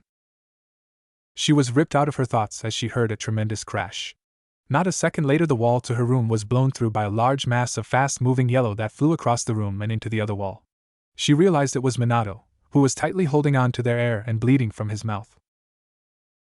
You're a disgrace for a Hokage, Minato. Kushina whipped her head toward the voice and glared at the newcomer. He wore a large straw hat with a bell on the right side. It was tilted over his face, and she couldn't see his eyes. Overlaying the lower part of his face were two metal plates that came together in the middle of his face. He was wearing a dark green jacket with a high collar. His right sleeve went past his hand while the left sleeve was cut high at the shoulder. His neck was clothed in the same metallic-looking material that concealed his face, which covered his collarbone and visible arm except for the fingers. He was wearing a black shirt that was wrapped in bandages around his waist and a tan pair of pants with tight-fitting black boots. I should have known you would be here, Minato gasped out as he rose to his feet, still tightly gripping his son, Chiriko. Kushina's eyes widened in realization. Glad to see you remember me, brother, Chiriko said with hatred in his voice. You still blame me for Ka-san's death, don't you? Minato said, not really asking a question. Chiriko's head shot up, his eyes burning with hatred. They spun and swiftly evolved into the Mangekyo Sharingan. I'm going to kill you, Minato and kill everything you care about. Chiriko roared as he shot toward his brother, who'd activated his own Mangekyo Sharingan. In a massive burst of chakra, Minato's eyes had taken the form of 4 stars attached by a black ring around his pupil. Minato quickly realized he was at a disadvantage, so milliseconds before Chiriko reached him he flashed to the marker on Kushina. Just as he was about to hand her their son he felt a blade against his neck. There was a standstill for a moment, Minato trying to figure out what to do. What the blonde Hokage was not expecting was to be suddenly punched in the face by his wife, dropping their son in her lap and sent flying across the room once again. Oh, is this your brat Minato? Chiriko asked rhetorically as he grabbed up the silent child. Minato's head shot up, ignoring the pain and ringing as Chiriko held his child roughly. He noticed that Kushina had a faraway look in her eyes and didn't seem to be processing anything around her. Damn it, he put her under a Sharingan genjutsu, that's why she punched me. I need to get Nakata out of here. Minato thought desperately, but before he could do anything, his brother gained an evil look on his face. In a very swift movement, Chiriko resummoned his katana and sliced off Nakata's arm, who loosed a horrible heart-wrenching scream as he was roughly dropped back on the bed, blood spewing out of his shoulder and onto the bed and Kushina's legs. How does it feel, Nii-san? Chiriko yelled. The look of both hatred for his brother and sweet revenge was in his eyes. Minato flashed to Kushina again, grabbed Nakata and flashed away again. Minato's hideout. Minato appeared elsewhere in another bright flash of yellow light. He was greatly distressed, but made sure to keep a clear head, he had to for his family. Acting fast, he ripped off the sleeve of his Hokage robe and quickly tied it around what remained of Nakata's arm, in an attempt to lessen the bleeding. I have to stop my brother, but I need to take care of Nakata first. Even if he kills Kushina, it's what she would want me to do, Minato thought grimly as he ran toward the supplies in his hideout. Nakata's screams tortured him. The sight of seeing his son in such pain was horrendous, and he was continually fighting to keep his emotions under control. Minato grabbed medical supplies from a nearby cabinet, quickly opened a bandage and wrapped it around Nakata's arm. He then forced a blood pill down Nakata's throat to help with the blood loss. Using what basic healing jutsu he knew, he tried to lessen the bleeding. With Kushina. Chiriko turned to Kushina, releasing her from his genjutsu. He wanted to see the pain and suffering in her eyes, to savor it. She gasped as reality set back in. Realizing she had been put under by the man in front of her, she attempted to form a chain. It flew toward the man, but he merely sidestepped it. "Nice try," he said smugly. Grabbing her face, he stared into her violet, anger-filled eyes. The next moment they were both inside her mindscape. "Quite impressive that you were suppressing the Kyuubi and giving birth at the same time," Chiriko said with respect as he watched the mental avatar of Kushina on the ground sweating as hundreds of chains from her back kept the Kyuubi pinned to the large platform he was on. "But I have need of the fox," he said. Locking eyes with the giant fox who was growling at him, he put it under a genjutsu. The Kyuubi's eyes changed to a different shade of red and gained 3 tomo. "No! You can't do this! Why would you do this to your brother?" Kushina yelled as she panted, trying to hold down the Biju, who was trying harder to escape than before. "My mother was all that mattered to me. Minato didn't do his duty and defend her, he deserves to suffer," Chiriko said emotionlessly. The next moment they were both back in the room. Chiriko had his hand on Kushina's stomach, his hand glowing with chakra as he slowly started pulling out the demon fox. "Ah!" Kushina screamed as she slammed down into the bed, unable to control herself. She felt like every cell in her body was dying. Chiriko smirked. In one great effort, he fully pulled the Biju out and threw the mass of chakra across the room. As soon as the red bubbling chakra left his hand, it started expanding rapidly, blowing through the walls of the house and sending the roof flying. A couple seconds later the Kyuubi stood in what remained of the left side of the house. It merely stood there waiting for orders from Chiriko. Chiriko smirked as he walked out of the rubble, the ribcage of a blackish-blue Susanoo forming around him. "Let's burn down everything Minato holds dear, shall we?" Chiriko said to himself as he leapt atop the remains of Minato's home. With a silent order, the Kyuubi let loose a massive roar and shot through the forest, bowling over trees as it went toward the village. "I will have my revenge!" Chiriko yelled, his Susanoo forming into the full skeleton. A moment later he raised the fist of the Susanoo and punched the roof of the building below him, collapsing it all and destroying what remained of his brother's home before launching off after the Kyuubi. With Minato. Minato appeared above the collapsed house rubble in a bright yellow flash. Quickly taking in his surroundings, he realized that his house had been crushed. He had teleported to his wife's seal, so that meant she was under him. "Kushina!" Minato yelled frantically. Empowering his limbs with chakra, he lifted a large piece of a wall and chucked it dozens of feet away. He pushed another large block of rubble and could see red hair peeking out through the rocks. Activating his Sharingan, he was able to see her chakra network through the stones, though it was painfully weak. Rage filled his eyes, and he created his signature jutsu in one hand. "Rasengan!" Minato roared as he struck the rubble holding his wife down and sent it flying through the air out into the trees. There lay Kushina, one arm crushed, bleeding and impaled in multiple places, but thankfully still alive even after all she had been through. Minato fell to his knees as he cleared the last of the rubble and slowly pulled his wife away from the crushed building. "Kushinaheim, speak to me. Please, please talk to me," Minato nearly shouted. He was trying so hard to keep a level head, everything was falling apart around him. Minato cough, he stole the Kyuubi, he's cough using it to attack village, Kushina said weakly, as she stared up at her husband through half-opened eyes. "Minato, you have to stop the fox, take care of our son, okay?" she said as firmly as she could as Minato held her hand to his face and caressed her hair. "Goodbye Minako-kun, see you on the other side," she said, fighting off death for a little while longer. Neither of them noticed the darkness flit across the clearing and merge with Kushina's shadow on the ground. "I will, Kushina, I will take care of him, I promise," Minato said, tears pouring out of his eyes. "Go, my love, save the village," she said with a small smile. Minato was forced to watch the light leave her eyes, to feel her go limp in his arms. "Nuh!" Minato roared in anguish to the sky, his eyes evolving to his Mangekyo Sharingan. His chakra flared violently around him as his eyes started bleeding and gained a dangerous look. His Susanoo formed around him, a bright yellow skeleton. Minato fought against his own emotions. It wouldn't do to go full Susanoo on the Kyuubi and damage the village. At the moment though, he was having a hard time caring about whether or not the world knew he had a Sharingan. He dispelled the Susanoo and picked up his dead wife. In a bright flash of yellow light, he disappeared and reappeared in his hideout. Nakata lay in a corner on a bed, still crying from the pain of missing an arm. Minato grimaced and lay his wife down on the bed next to his boy. As he checked the bandages, he missed noticing the shadow leaving Kushina's body and merging with Nakata's. Minato carefully took off the bandages and was relieved to see that the bleeding had somewhat stopped. Apparently, Nakata had inherited his mother's accelerated healing rate. Minato grimaced as he realized what he would have to do. The Kyuubi would have to be sealed, which could only be done after he beat his brother. He'd have to seal him inside Nakata with the Reaper Death Seal. I'm so sorry, Nakata, I don't know what to do. I have to seal the Kyuubi, and I won't be here for you after my death. The ground rumbled as another building in the village was destroyed by the Kyuubi. Minato winced. Ag? I don't have a choice.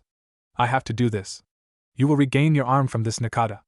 I'm so sorry, I hope you and Kushina can forgive me, Minato said in anger, pain, and grief at the situation he was in.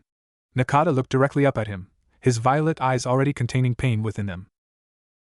Minato sighed heavily, and moving around he began preparing for his battle. He had to win. If he were going to accomplish one thing before he died, it would be to win this battle with his brother so he could seal the Kyuubi.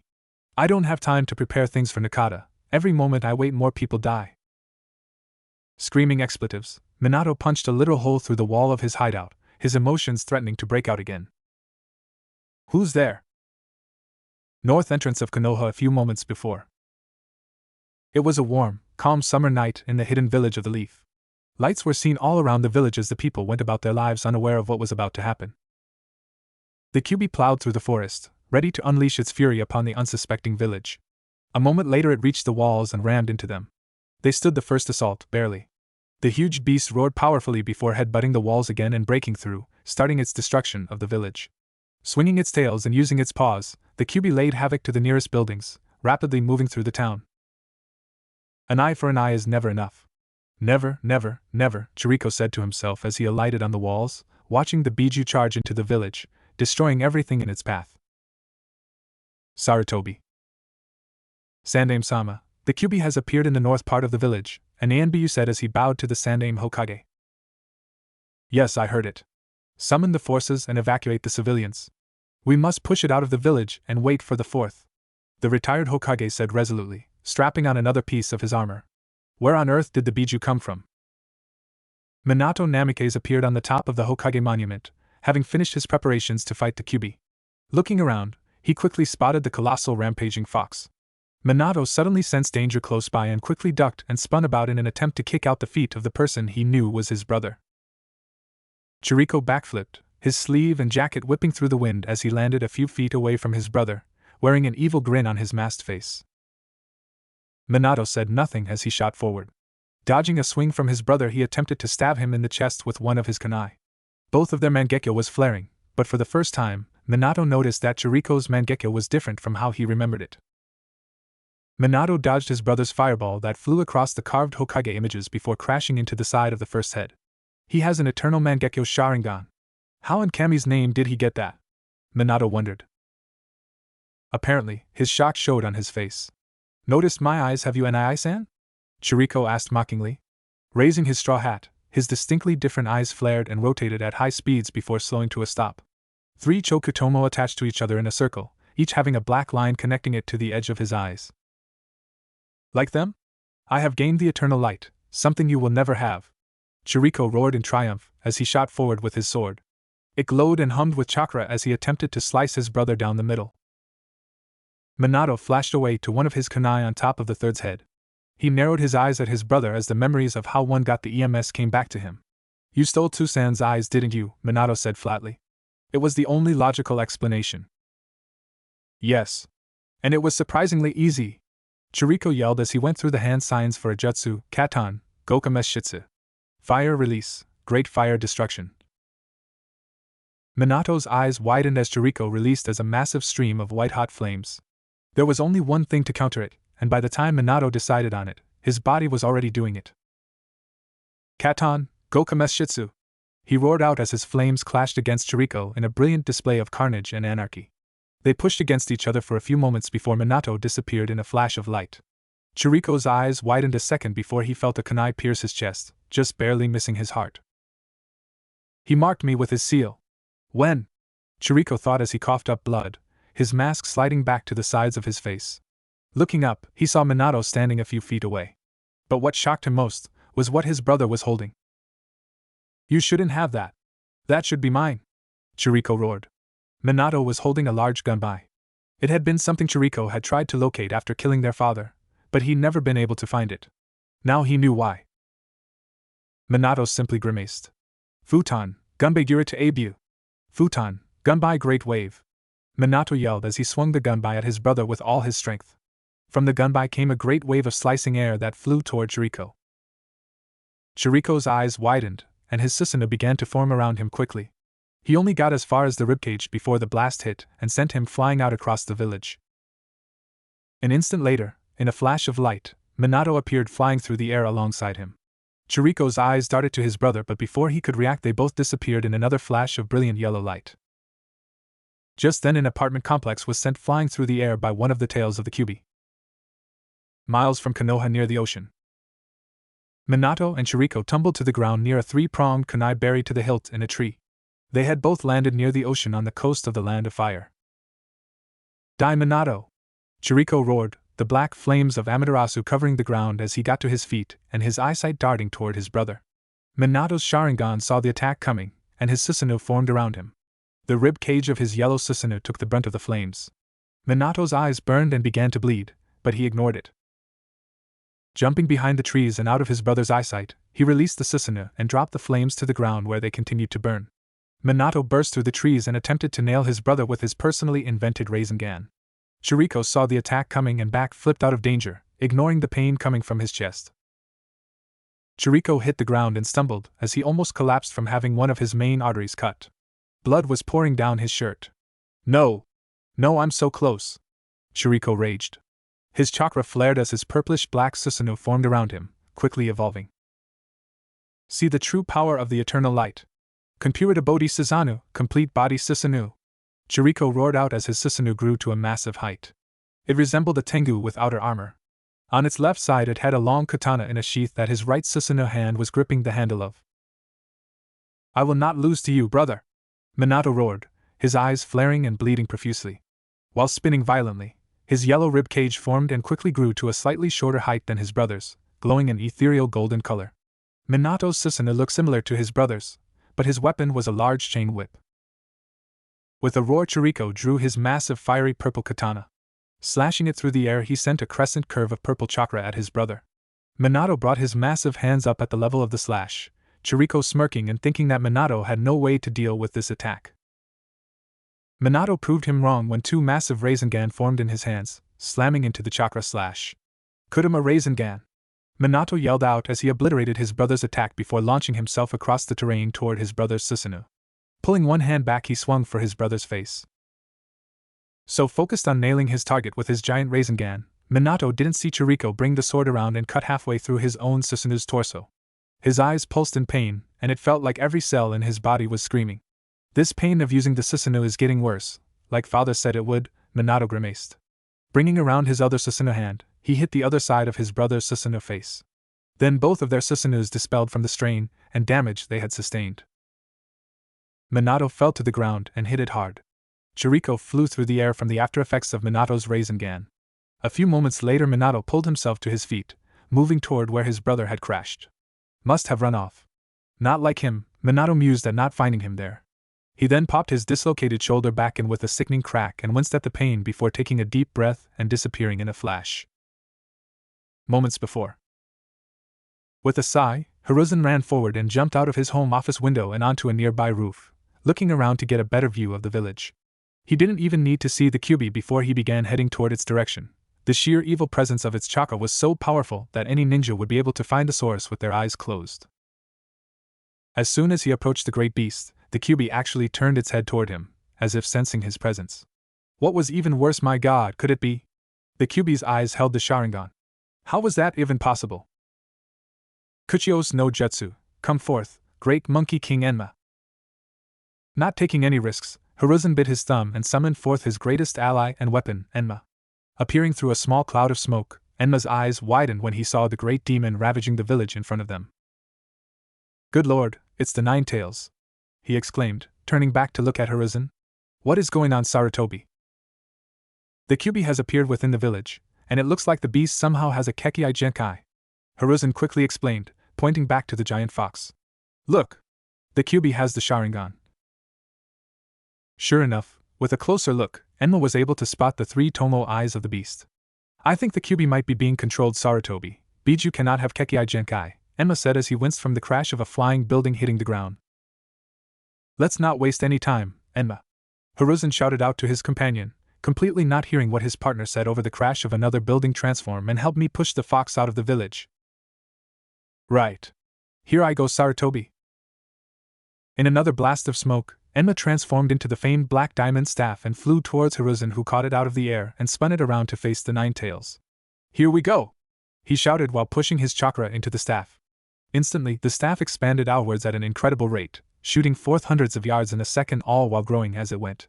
By the time it reached the Kyuubi, the end of the staff was bigger than a house. It slammed into the beast with so much force that it actually managed to push it back, sending it flying backward and outside of the village's perimeter. A massive cheer arose from the shinobi who had been in the area to see this incredible feat. Seconds later, Shikaku, the head ninja under the 4th Hokage, landed next to Hiruzen. All around them, Jonin and Anbu ninja sped toward the Kyuubi. Lord 3rd, Shikaku called out. I've briefed the high-level ninja. They're to keep fighting the Kyuubi and keep it out of the village now, but the 4th Hokage is nowhere to be found. Present. Kuchios no Jutsu.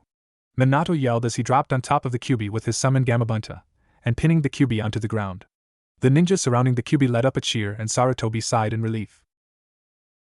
Try to hold him down as long as you can. Teleporting something this big requires preparation, Minato said, rapidly going through hand seals. Are you crazy? I am not a miracle worker. Hurry! Gamabunta shouted in response. The giant toad kicked back one of the flailing tails the Kyuubi had been attempting to whack him off with. Suddenly both Minato and Kyuubi disappeared in a massive, bright blinding light that made all the surrounding ninja cover their eyes. Gamabunta dispelled a moment later. Large clearing outside Namake's estate. Minato and the Kyuubi appeared outside the remains of his home. Not far away lay Nakata, wrapped in a cloth as he rested on a pedestal. Standing next to him was a man with pale white skin and straight red hair that covered the right side of his face, obscuring his eye. His only visible eye was a shocking violet color. He wore a black cloak with red clouds and a high collar, covering the rest of his body. The man observed the Kyuubi, then turned to Minato. Everything is prepared for the sealing, Hokage-sama. Konin-chan is taking your message to the 3rd. Minato nodded. Thank you, Nagato. I don't think I would be able to do this otherwise. Minato suddenly collapsed on the ground in pain, his eyes bleeding. As a result, he lost control of the Kyuubi, who shook its massive head as the Sharingan in its eyes faded. The Kyuubi looked around in confusion before resting its slitted eyes on Minato. Anger filled its eyes before the Kyuubi's claw streaked toward the blonde-haired man. Minato smirked, going to die anyway, who cares how blind I am. With that thought, his Susanoo formed in a burst of yellow light, and grabbing the giant fox's paw, he threw the Kyuubi off balance, causing it to crash to the ground. Minato attempted to grab the fox's face to take back control of him with his Sharingan, but instead, his Susanoo faded away, exhaustion setting in. The Kyuubi noticed his moment of weakness and swung a tail around, intending to flatten the blonde man. His tail suddenly stopped in midair, as purple chakra chains suddenly grabbed it. The next moment even more chains burst out of the ground and wrapped themselves around the Kyuubi, binding him to the terrain with ease. The fox beast growled and tried to stand but was unable. Thank you, Nagato. Again, Minato said, attempting to stand. Unable to do so, he found himself caught by a man with orange hair. The man smiled at him kindly. Come, Hokage-sama, let's finish this, eh? Minato nodded and with the orange-haired man's help, limped over to the pedestal. Start the sealing, and I will direct the creation of the seal. We will also deliver the key to your sensei afterward, Nagato said, sitting down cross-legged by the seal. Fuin Jutsu, Shiki Fujin. Sealing Jutsu, Reaper Death Seal. Minato strained out, having finished the seals and dropping down next to the pedestal. The spectral image of the Shinigami appeared behind him, and he directed the arm of the death god to pull the restrained, but struggling, Kyuubi into Nakata. Pain coursed through his body, and he almost fell over, but was supported by the orange-haired man. Nagato's hands glowed blue as he held them over Nakata, his one visible eye staring at the slowly forming seal on Nakata's stomach. As Minato strained against the pain, he suddenly felt a warmth from his back. Looking behind him, he saw the man who had introduced himself as Yahiko holding a glowing green palm to his back. Nodding in thanks, Minato returned to his task of pulling the Kyuubi into his sun. Flashback. Who's there? Minato yelled. Turning around with a Rasengan formed in his hands, he glared at the three shadowy figures in the darkness of his hideout. We mean you no harm, Yandame, one said, sounding distinctly feminine. The middle one stepped out of the darkness, his features becoming visible. He had red hair and one visible purple eye, the other covered by his hair. The other two stepped out, and Minato noticed they all wore the same cloak, black with red clouds and high collars. Who are you and what do you want? Minato moved slowly between them and his wife's body and son. My name is Nagato, I am one of the students of your father. Minato's eyes widened majorly, staring at Nagato in shock. After your father took you to Konoha, he traveled the nations. He eventually ran into my friends and me when we were but weak war-suffering orphans from the war in the land of rain. At this, the man with spiky orange hair spoke up. Your father found us, trained us, and took care of us. He helped us to bring peace to our land, and with your father's help, we were able to defeat the tyrant that was Amagakyu's ruler, Hanzo of the Salamanders. The purple-haired woman with a paper flower in her hair spoke up next. But your father was getting older, and no longer in his prime. The battle with Hanzo, even with our help, took much out of him. That is when your brother struck. He attacked your father out of the dark, and stole his eyes before killing him. We were entirely unable to stop him. She trailed off, the sadness and regret clear in her voice. All three of their faces showed their pain at losing their sensei. But Madara told us about you, and how you had become strong in Konoha. We kept tabs on you over the years as I eventually became the leader of Amagakure. In fact, we were on our way here to introduce ourselves to you when we sensed the Kyuubi. Your father gave us a way to track you, and thus we found your hideout here. Nagato explained, his one visible eye looking past Minato at his bandaged son. We wish to help you seal the Biju. I am extremely proficient in the sealing arts, and can be of help. Konan here is very talented in a range of paper-style jutsu, and Yahiko is talented mostly in water-style jutsu, Nagato said, returning his gaze to the visibly relaxed Minato. You're an Uzumaki, aren't you, Nagato? Minato asked, surprising the red-headed man. He nodded. But I didn't know about my heritage until recently. Minato smiled. Which means you are related to my son, my wife. Minato suddenly trailed off, but Konan understood and changed the subject. Hokage-sama, do you have a way to seal the Biju?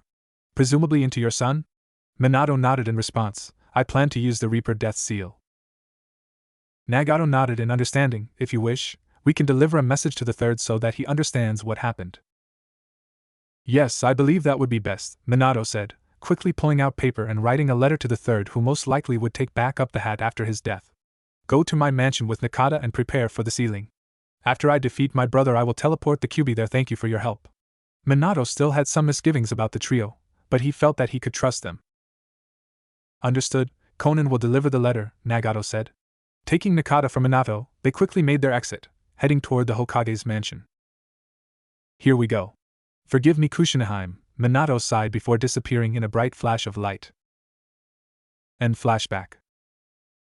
Minato, what do you want us to do with Nakata? Nagato started, pulling Minato out of his thoughts and back to the task at hand. I hope that the village will see him as a hero. I explained it to Sarutobi in my letter. All I ask is that you take him to Sarutobi. He will know what to do and take care of Nakata. Minato groaned in pain and Yahiko poured more chakra into Minato. Understood, we will come and check on Naruto after a few years. I will look after my Oiko-san after all. Nagato chuckled, watching as Nakata's arm began to regenerate from the Kyuubi's chakra. It was the first thing he had directed it to do upon entering the boy's system. Nagato was glad that they had put the small child to sleep so that he could not feel the pain of having the strongest Biju forced into his body. Thank you, I have to go now, Minato said, calm settling over him as he felt the Shinigami reach for him from behind him. You did the best you could, Hokage-sama.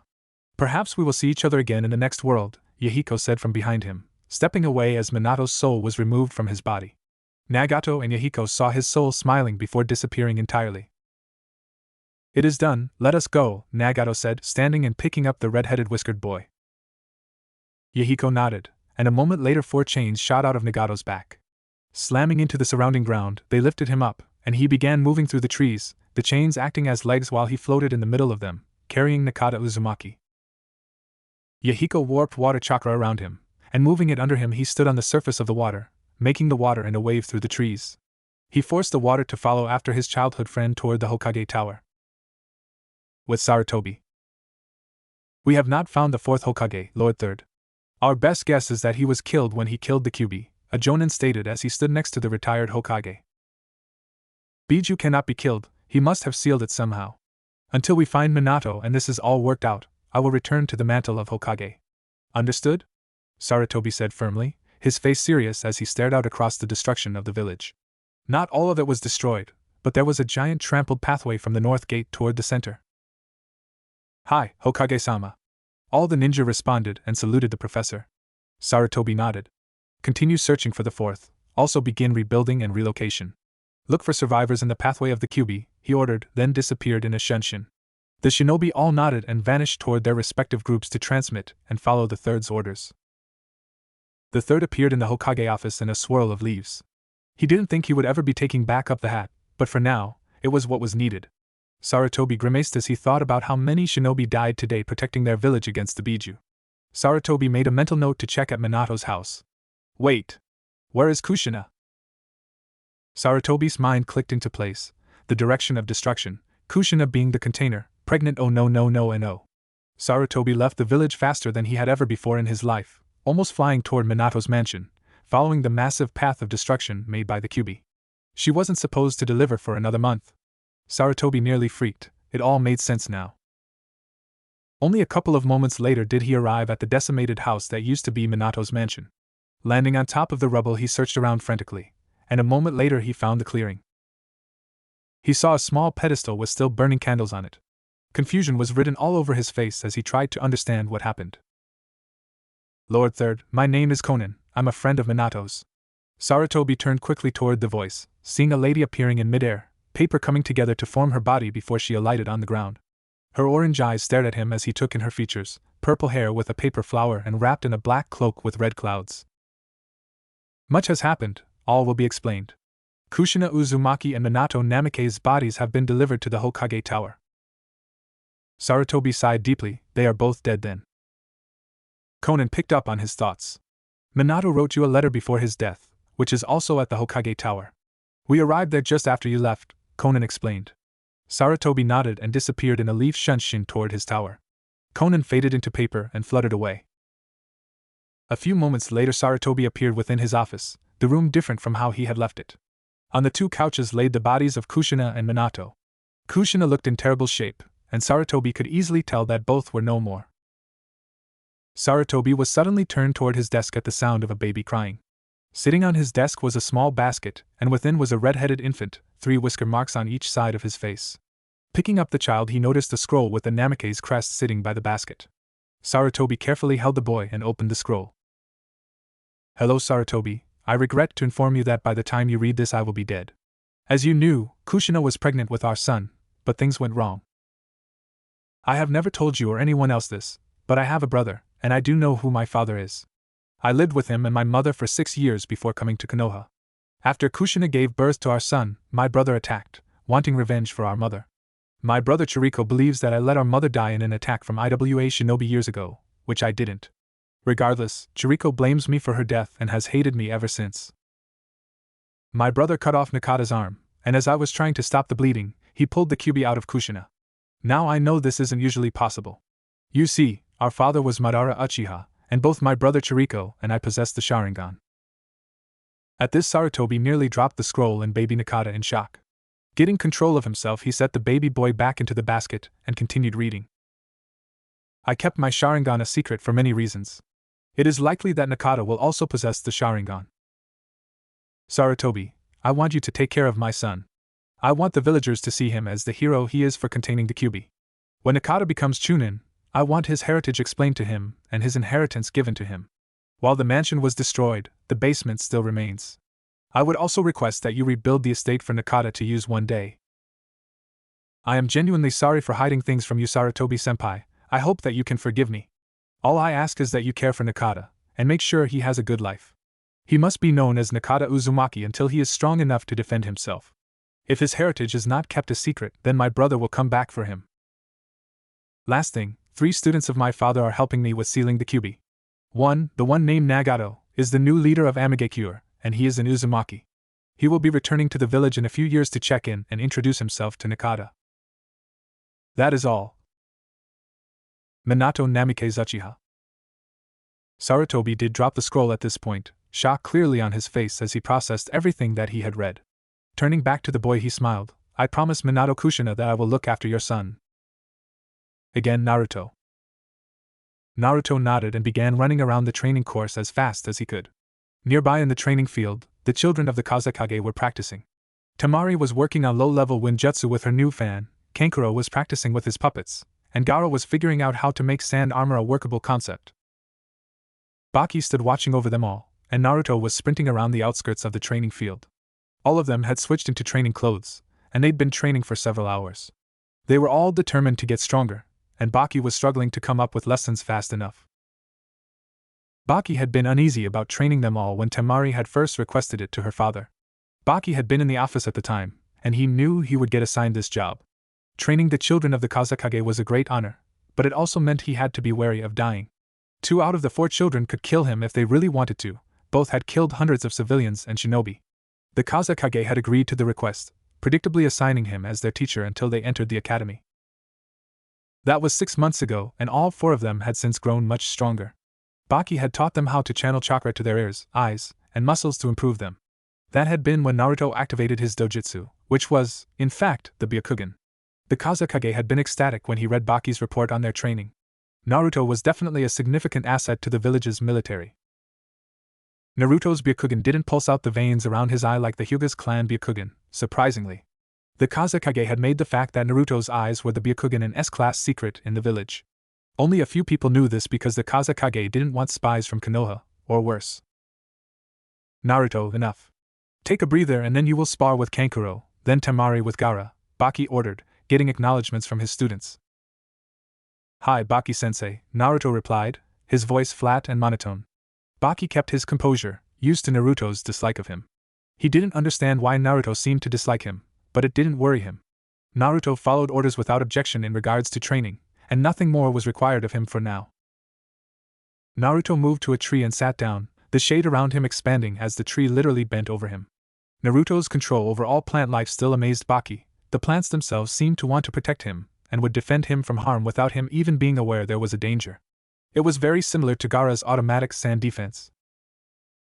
Naruto leaned back against the tree trunk, staring into the crisp, clear blue sky, no clouds at all visible. He closed his eyes and let his dojutsu rest.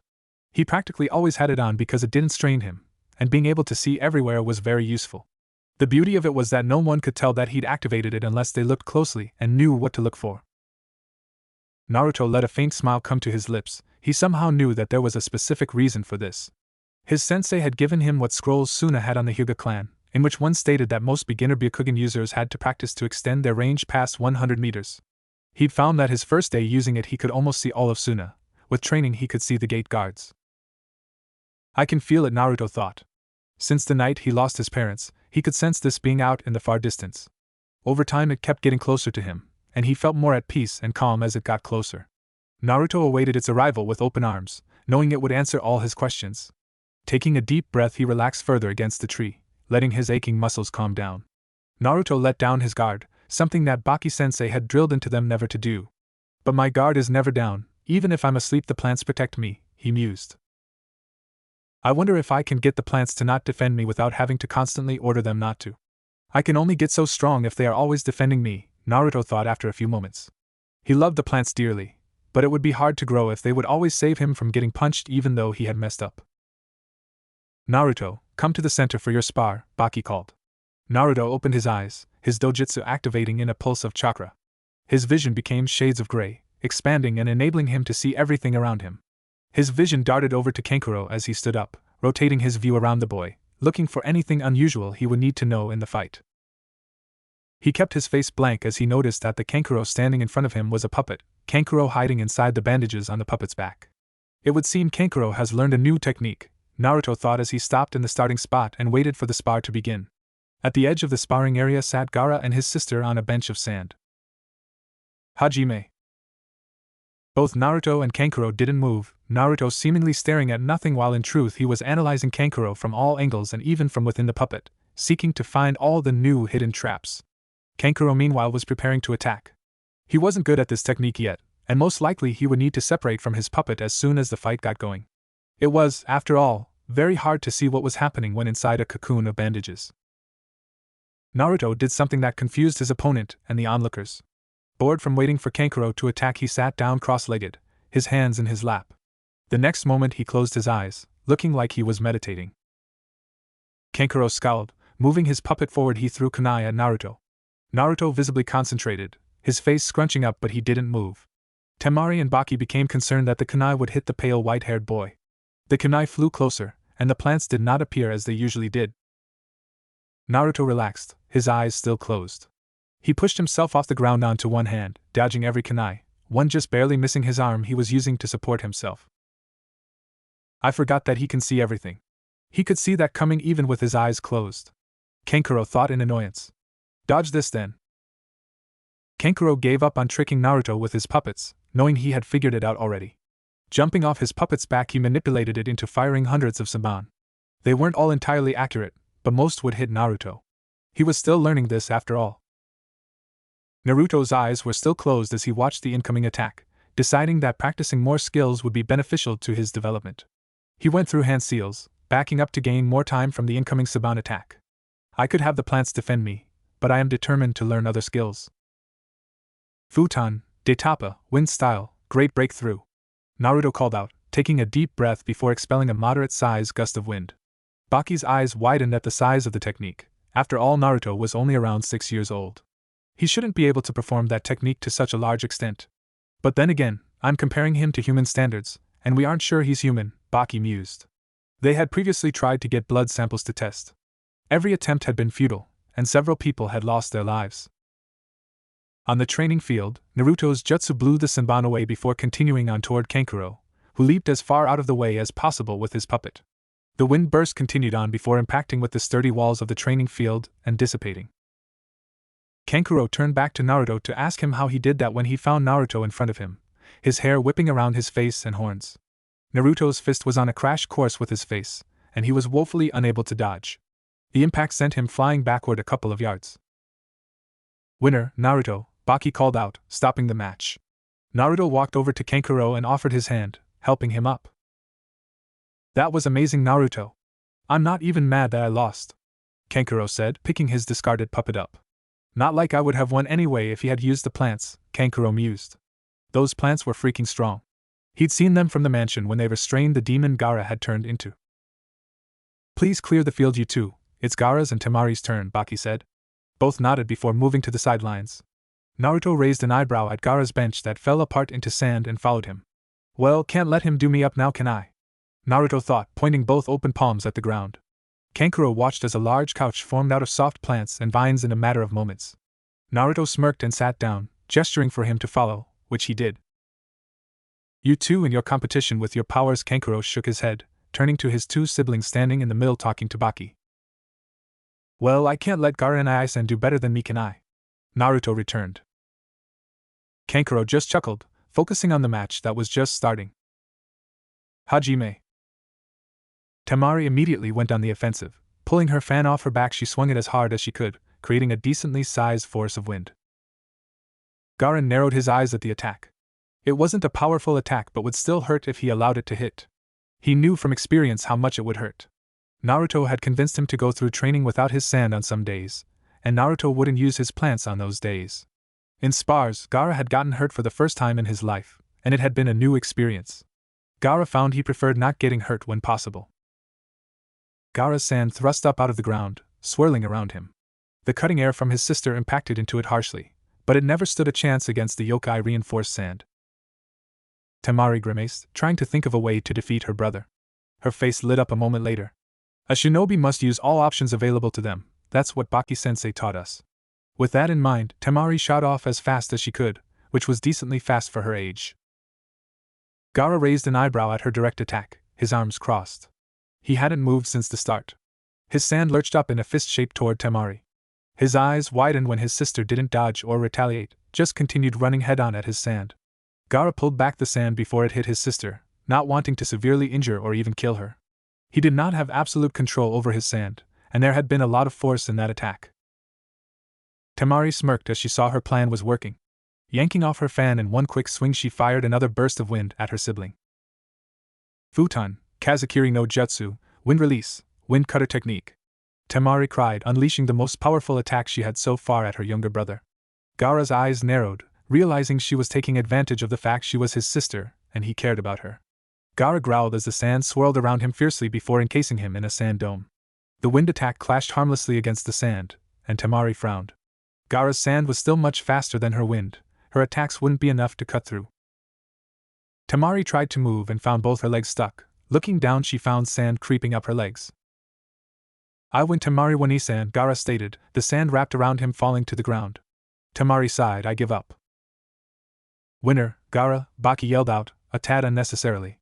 Gaara nodded before retracting all his sand to the surrounding ground. Naruto walked up a moment later, staring at the sand that was in a rough circle around Gaara. "What are you looking at, Naruto and I?" Gaara questioned. "Gaara, how long can you hold one shape with your sand?" Naruto inquired, his pale eyes shifting to Gaara's face. While Naruto directly looking at someone was unneeded as he could see them from anywhere, he did it out of respect and proper manners.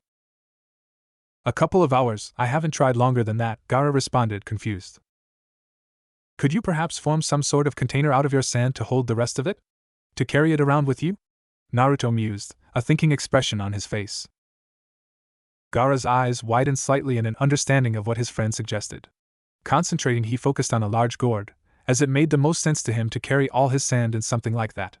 A few moments later, the sand swirled together and formed a large gourd in front of him. He directed the rest of his sand inside the sand gourd, creating a cork to go in the top once everything was inside. "That works," Naruto commented. Gaara nodded. "I'll need to get gear of some kind to attach it to my back."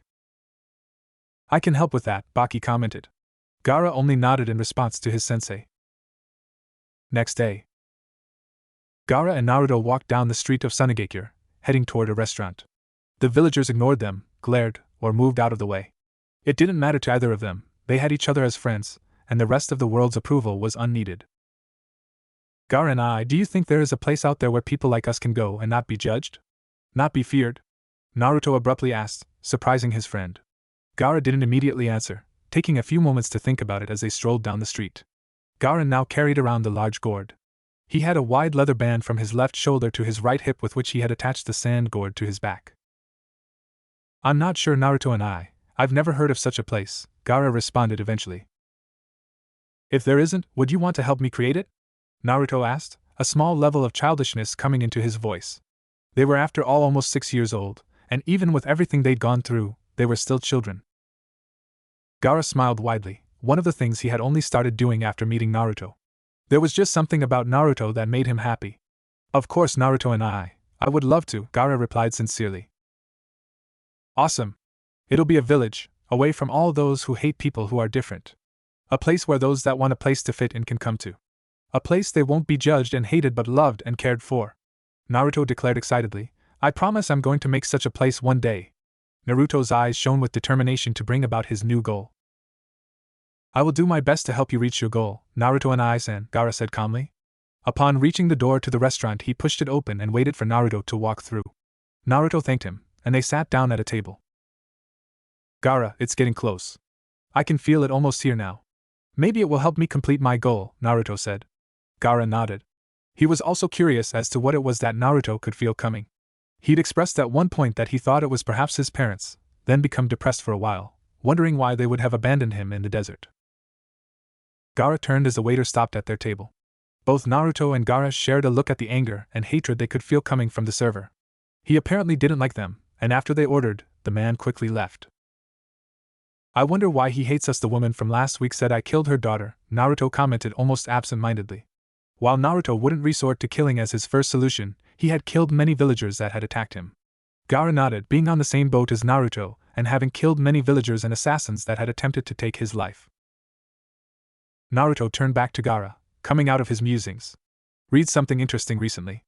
It's news from a few years ago, but I only just found a scroll about it." Gaara perked up, interested in what Naruto had to share. Apparently the strongest Biju, the Kyuubi, attacked the Leaf Village. It says that the fourth Hokage killed the fox at the cost of his own life. But something confuses me. According to Shikaku, Biju can't be killed, Naruto thought out loud. "That's true, we can't be killed. Most likely Hitomi Wani-san was sealed. They would have had to use a baby as her yokai is too potent to be sealed into anything else." Shikaku's cackling voice rang out in Gaara's head. I thought you were asleep, Gaara mentally replied. Conversation is exciting, besides listening to the Ki no Ko, tree child, is interesting, Shikaku replied from within the mindscape of Gaara's mind. When Gaara focused back on the real world, he found Naruto patiently looking at him. What did he say? He confirmed what you said, Biju cannot be killed. They have to be sealed. Apparently, the Kyuubi would have to be sealed within a baby, as she can't be sealed into anything else, Gaara replied, enjoying Naruto's shocked expression. Wait, the Kyuubi is a she? Gaara nodded. Huh. Naruto seemed to regain his faraway look. Gaara knew he was either thinking or looking at something that only he could see with his dojutsu. Gaara could seldom tell when Naruto had it activated, he hardly looked different with it on. A few moments later the waiter returned carrying the food, setting it down and glaring at them as he backed away before leaving. Gaara ignored the man with ease, and Naruto's attention was entirely on the food in front of him. Itadakimasu, they both said calmly before digging in. Neither said anything as they eat, preferring to thoroughly enjoy their food. Gaara. The food is poisoned. Stop eating it. I'm working to get it out of your system now. Gaara immediately spit out the food, turning to warn Naruto only to find him scrunching up in pain. The next instant Naruto let loose a tremendous scream of pain. Gaara's eyes widened majorly, shock and confusion overwhelming him. Gaara, the waiter poisoned you and Naruto. The raccoon was cut off as Gaara's chakra spiked dangerously, and strong killing intent flowed in thick waves from the boy, choking everyone in the vicinity. His sand started to quickly rush out of the gourd, heading toward the waiter, intent on crushing him. Gaara. Now is not the time. Later. You have to get Naruto to a hospital. Shikaku yelled, cutting through the red haze enveloping his Jinchuriki. He shook his head, realizing the danger his friend was in. Even if Naruto wasn't human, he didn't have a Biju inside of him to heal him from poison. Gaara sent his sand out and wrapped it around Naruto quickly, the killing intent fading only slightly. Picking up his friend he hurried across the room, sand flowing out from him in waves and moving people, tables, and chairs out of the way. He reached the front doors and blew them off their hinges and into the street without a second thought. Right before he left he shot the waiter a glare. You will die, Gaara snarled, his voice dangerous and demonic. The waiter just about near fainted from the killing intent and terror. The next moment Gaara turned and disappeared from view. Soon a hospital. Naruto lay on a hospital bed, Gaara standing right beside him as a medic ran his glowing hands over his friend. Naruto looked terrible, even paler than usual, his muscles strained and sweating profusely. Gaara was fighting hard to keep his emotions under control, wanting to kill everything and anything. They dared to hurt my brother. Gaara's rage fought to control him, but he kept it under control. He needed to be here and watch over Naruto. Also in the room were his two siblings, his sensei Baki, and the Kazekage. Both his siblings were close by, looking on in concern at Naruto, while Baki and his father waited for the medic to report. Kazekage-sama, I regret to inform you that there is not much I can tell you about the boy. While I found that he was given a poison strong enough to kill an elephant in a couple of minutes, the rest of his body is actually being blocked from my jutsu, the medic said in obvious confusion. I don't even know how that's possible, he muttered. Irrelevant. Can the antidote be made? The Kazekage demanded sternly. I don't want to lose such a valuable asset to the village. Not only that, but Naruto kept Gaara sane and in control. Yes, Kazekage-sama, but it's unneeded. His body seems to be rejecting the poison slowly by itself. Make the antidote anyway. I don't want to take any chances, he ordered. The doc nodded before grabbing a syringe from a nearby cart. Gaara's eyes widened as the doctor brought the needle toward his friend's arm. No, wait! Gaara yelled, but it was too late. Vines shot out of the floor around the bed and the walls. Lashing through the air, they slammed into the medic, throwing the shocked man across the room and into the wall. Gaara and the others in the room watched as the vines moved back and forth around Naruto menacingly, daring anyone else to try to reach the white-haired boy. Baki, check on Yakugo, carefully the Kazekage instructed. Baki nodded, slowly moving toward the moaning medic. He had already been hurt by those vines before, and he didn't want to experience that again. The vines seemed to settle a moment later. Wrapping themselves around Naruto, they lifted him off the bed before forming a cocoon that floated between the ceiling and floor, attached to the nearby surfaces like a spider web. Stay back, Naruto isn't awake. Which means the vines will attack anyone who gets close to him, Gaara warned, already knowing that the vines only truly cared about protecting Naruto. Will he be okay? Temari asked shakily. Gaara nodded. He will. With Naruto. Naruto slowly opened his eyes, pupilless orbs taking in his surroundings. Sitting up, Naruto looked around. Above him was a beautiful sunset sky, an exotic shading of orange, red and yellow hues. On the ground, he was surrounded by plants of all types, trees of every kind and green thick luscious grass. Think Garden of Eden type place. Naruto got to his feet, confused as to where he was and how he got here. I've never been to such a place, but why does it feel so right? Naruto struggled to find the words to describe how he was feeling. The leaves behind him rustled, making him turn around quickly. Coming through the trees was a beautiful lady, the plants moving out of her way as she walked. Her incredibly long, white hair trailed on the ground behind her. She had pale skin with delicate facial features. Her eyes were white like his, and her eyebrows were cut very short and round, a red shade of lipstick on her lips. She had 2 brown horns that stuck out from her head. Naruto's eyes were suddenly drawn to the third eye in the middle of her forehead. It was red and had rings in it, as well as 9 tomo. She slowed to a stop in front of him, gazing upon him kindly, and for some reason, he felt such warmth as he looked at her. He noticed that she wore a high-collared kimono which had tomo running down the center and edges of the gown, adorned with intricate gold and purple lines. "Hello, Naruto." Her voice was elegant and melodic. Naruto's pale eyes met with hers, and they stared at each other for a few moments. Who are you?" Naruto stammered out. The answers were almost here. He could feel it. The beautiful woman smiled slightly sadly at him. "My name is Kagaya Otsutsuki and I am your mother." Naruto finally snapped, his mouth dropping open in shock as he stared at the woman claiming to be his mother. Abruptly his emotions changed, going from shock to anger. "Where were you?" he yelled at her, the plants around him moving agitatedly. Kagaya frowned. "I was with your father, Masuko." She sighed, seeing him still angry. "I knew he would be upset."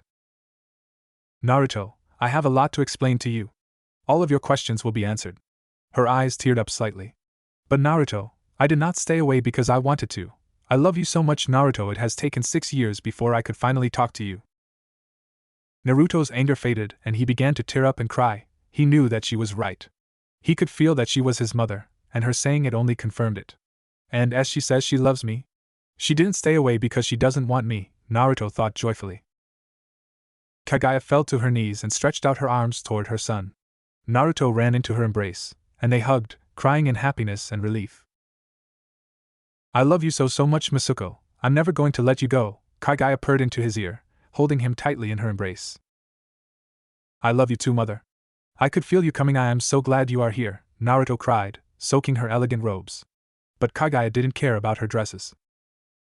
The plants around them slowly formed a surface that was comfortable to lay on, and they did, Kagaya laying down and pulling her crying son with her. Naruto cried in happiness, and then sadness, then happiness again, telling her how he was so glad to see her over and over again.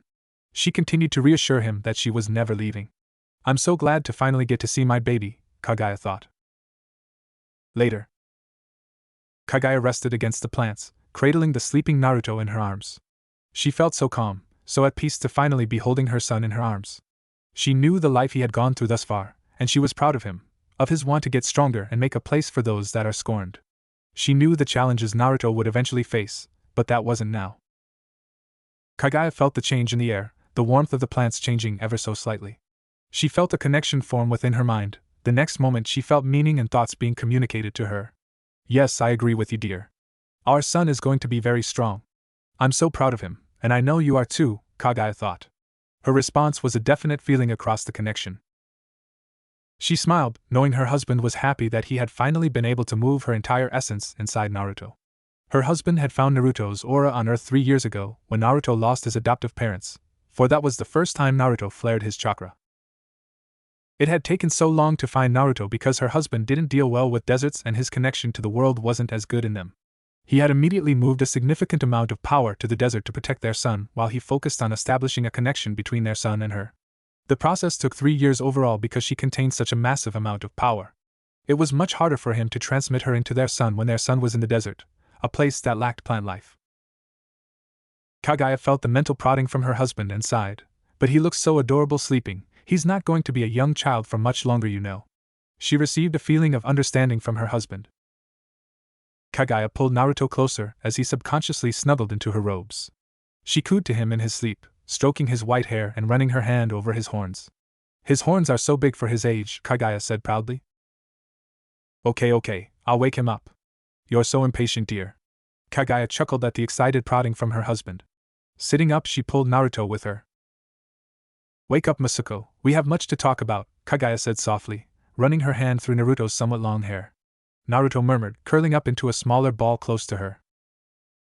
Help me out, love? Kagaya thought, smiling at her son. A second later, a fuzzy vine grew out of the ground and wrapped around Naruto before beginning to tickle him. Ha ha! Stop it, make it stop, ha ha ha! Naruto laughed as he began to wake up, trying to get the tickling vine off of himself. Once he was fully awake, the vine retracted back into the ground. Naruto rubbed his eyes and looked at his smiling mother peacefully. It wasn't a dream then, Naruto said, his voice underlaid with happiness. Kagaya smiled warmly, she just couldn't help it. He's just so cute and adorable, Kagaya thought, receiving her husband's mental agreement and excitement. Naruto-kun, I know you have questions, please ask them. Kagaya's harmonic voice flowed over Naruto, relaxing him and filling him with happiness. Ka-san, what am I? Naruto asked quietly.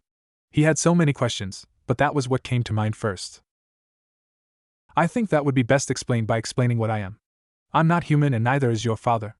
Naruto nodded, getting comfortable on the soft ground. Kagaya put her hands together eloquently in her lap, collecting her thoughts before beginning. I am a part of a species from another world. We are called Otsutsuki, world eaters. I grew up with my family there for the first 56 years or 80 human years of my life. I became disgusted with what my family did to worlds. We would find the Kaminoki of each world and consume it, adding to our own power and causing the destruction of those worlds. Kagaya stopped, being interrupted by Naruto. What is a Kaminoki? The pale-eyed boy asked his mother, confusion on his adorable face. At least Kagaya thought so, but she faked annoyance. Hang on, I'll explain that in a minute, giving him a playful glare before continuing. Where was I? Oh yes. I left my family, traveling across the stars I came to this world.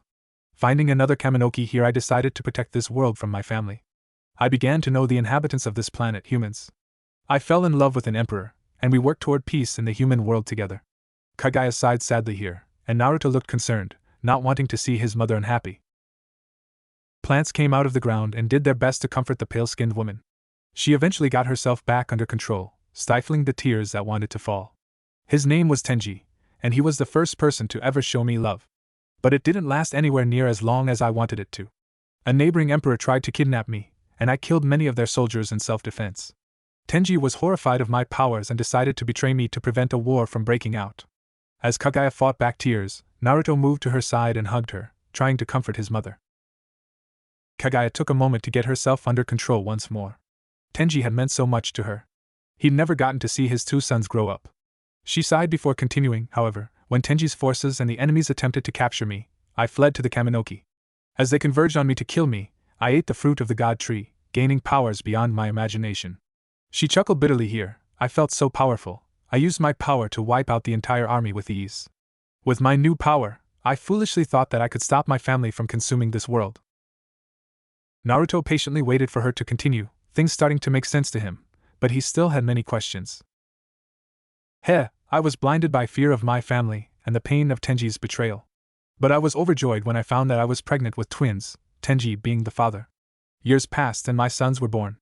I named them Hagoromo and Hamura. They both gained the power of chakra from me. Kagaya turned and looked directly at Naruto. They are your brothers, Naruto, and they convinced me to not go on with my foolish plan. Naruto's eyes widened, but he kept silent. I wanted to turn the world into an army using the tree against my family.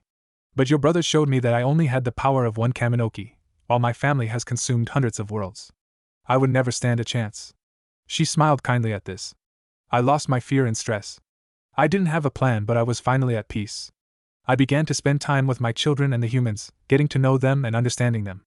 It was a year later that I was told I was pregnant with you and that your birth would kill me. Naruto's eyes widened suddenly, and he looked at her in a mixture of horror and confusion. She did her best to reassure him. Naruto, I did die when you were born, but your father caught my soul and kept me with him over the thousands of years that we waited for you to form. Naruto visibly calmed down, but his confusion was evident. Naruto, you know how the plants protect you? Kagaya asked, and Naruto shakily nodded. That's your father protecting you, Naruto. You see, your father is the Kaminoki, the god tree of this world. Naruto's jaw dropped clean open at that, and she chuckled at his baffled expression. I think I ought to let him explain this, he wants to. Don't freak, okay? She said, holding and rubbing his hand. He nodded at her and gulped, looking around and expecting someone to appear. Naruto nearly fell over backward as he suddenly felt like a part of his mind opened. He could feel things coming through the opening. He could feel memories and warmth, pride directed at him. It took him a bit to understand, but he realized that this was his father. Tusan? Naruto thought, and received a mental feeling of positivity. Naruto turned to his mother, still somewhat confused. Why isn't Tusan talking? Naruto asked, his head tilted to the side cutely, his mother fighting the urge to squeal at her adorable son. Kaminoki don't communicate the same way humans and we do, Naruto. They use emotions, thoughts, memories, and feelings to communicate with one another. I believe that you will be able to form such connections with others as well, she said, receiving a nod from Naruto. Naruto focused back on the entity he had identified as his father, asking him to explain. The next instant he received an influx of information, feeling, emotion. Naruto's face took on a steady look of shock as he processed all the memories. My father is named Asutsuri, he is the god tree of this world, Naruto thought in awe. He could feel the power his father possessed. He watched the glimpses of memories, his father and his mother watching over the human race, waiting for him to eventually form together. He smiled as he saw his mother and father joke and talk together. He watched his parents separate his father's power and spread it over the world. He watched them give bloodlines to the humans, preparing them for the eventual coming of the Otsutsuki. Naruto frowned as he watched the memories of the humans abusing their gifts, using it for war and destruction. Naruto gathered his thoughts as the influx of memories came to a stop, his father's warmth and love for him permeating him. A lot of my questions have been answered, I understand what I am now. I'm not human, I'm Otsutsuki and Kaminoki, Naruto said, more to himself than his mother. But she nodded anyway and smiled at him, loving his thinking expression. Naruto suddenly looked up, staring into her eyes with intensity. You and Tusan aren't going to leave me, are you?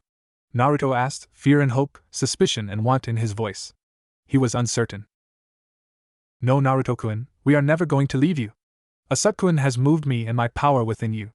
It was going to take a couple more months, but it sped up when you were in danger. Kagaya smiled warmly at her son, reaching out and hugging him. We are never going to leave you, Masuko. Naruto smiled brightly, grinning in joy as he hugged his mother back strongly. Thank you for coming for me, mother, thank you for loving me, Naruto said. In his mind, he was communicating the same feeling and thankfulness to his father through the link, receiving a sense of affection in return. Naruto sighed in happiness, so happy to have finally found his parents. A question suddenly popped into his mind, Ka-san, where are we and how do I come back to it? We are inside your mindscape, Naruto. Naruto tilted his head in confusion and in the next moment memories flowed into his head from his father, and he suddenly understood what a mindscape was. Oh, I get it now, Naruto exclaimed, and Kagaya gave him a look. Asukun explained it to you, didn't he? Naruto nodded happily in response. Kagaya only sighed, ruffling her son's shaggy hair. Naruto grinned, before pointing at her forehead. Ka-san, why do you have a third eye in your forehead? Naruto asked innocently. She chuckled, her third eye blinking sideways before turning and looking at Naruto. This was something I gained from your father when I ate the fruit. It's called the Rinna Sharingan, and when you are older, I will teach you how to use yours. At this Naruto became very excited, clapping his hands together. I have one too. How do I open it? I didn't even know I had one. Naruto shouted out his questions, making his mother raise a delicate finger to his lips, quieting him down. Not so loud, Masuko. I can tell you how to open your eye, but don't do it in front of everyone else. They don't need to know you have it until you know how to use it, she warned, making sure Naruto nodded. Here, channel your chakra in a large amount to this spot in your forehead, she said, placing 2 fingers on Naruto's forehead. Naruto's face scrunched up in adorable concentration as he focused. He's so cute. I know he's normally so much more mature, but I'm overjoyed to see he's okay with relaxing and being a child around us, Kagaya thought. Naruto channeled the chakra and felt the skin on his forehead shift. Kagaya watched as the skin on her son's forehead moved horizontally out of the way of a red eye. It had red sclerae and irides, with a ripple pattern spreading over the eyeball and 1 tomo. She smiled. It seems you will need to train to gain all your tomo, Naruto-kun. Naruto nodded, and the next moment she felt another burst of chakra from him. Surprised, she looked at him and saw nothing visibly change, his face blank for a moment before he grinned. What did you just do, Naruto-kun? She asked curiously. I activated my Byakugan and looked at my forehead. Naruto explained distractedly, obviously still happy with his new eye. It was almost like a child getting a new toy that they really wanted. Kagaya was shocked and amazed. She couldn't tell that it was his Byakugan that activated. Even hers pulsed the veins around her eyes upon being activated. That's amazing, his Byakugan doesn't visibly show the difference between on and off. That's a major advantage against enemies, Kagaya thought in amazement. The next moment she felt thoughts from her husband explaining that he had been the one to change the Otsutsuki's inherited ability into something more powerful. She nodded and sent him back a feeling of thanks, having learned to communicate in his way over the years. Naruto was still playing with his new eye when she focused back on him, opening and closing the eye and looking around with it. Mother, it's so weird being able to see out of 3 eyes, Naruto remarked, all 3 of his eyes turning and looking at her. She smiled at her son. You get used to it, Masuko. Now close it for now. We still have a few things to talk about before you wake up, Kagaya ordered. Naruto nodded and complied. Naruto's face abruptly lit up.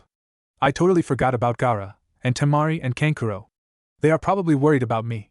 Naruto cried, obviously upset and concerned for his friends. Is Gaara the one with the smallest amount of my power?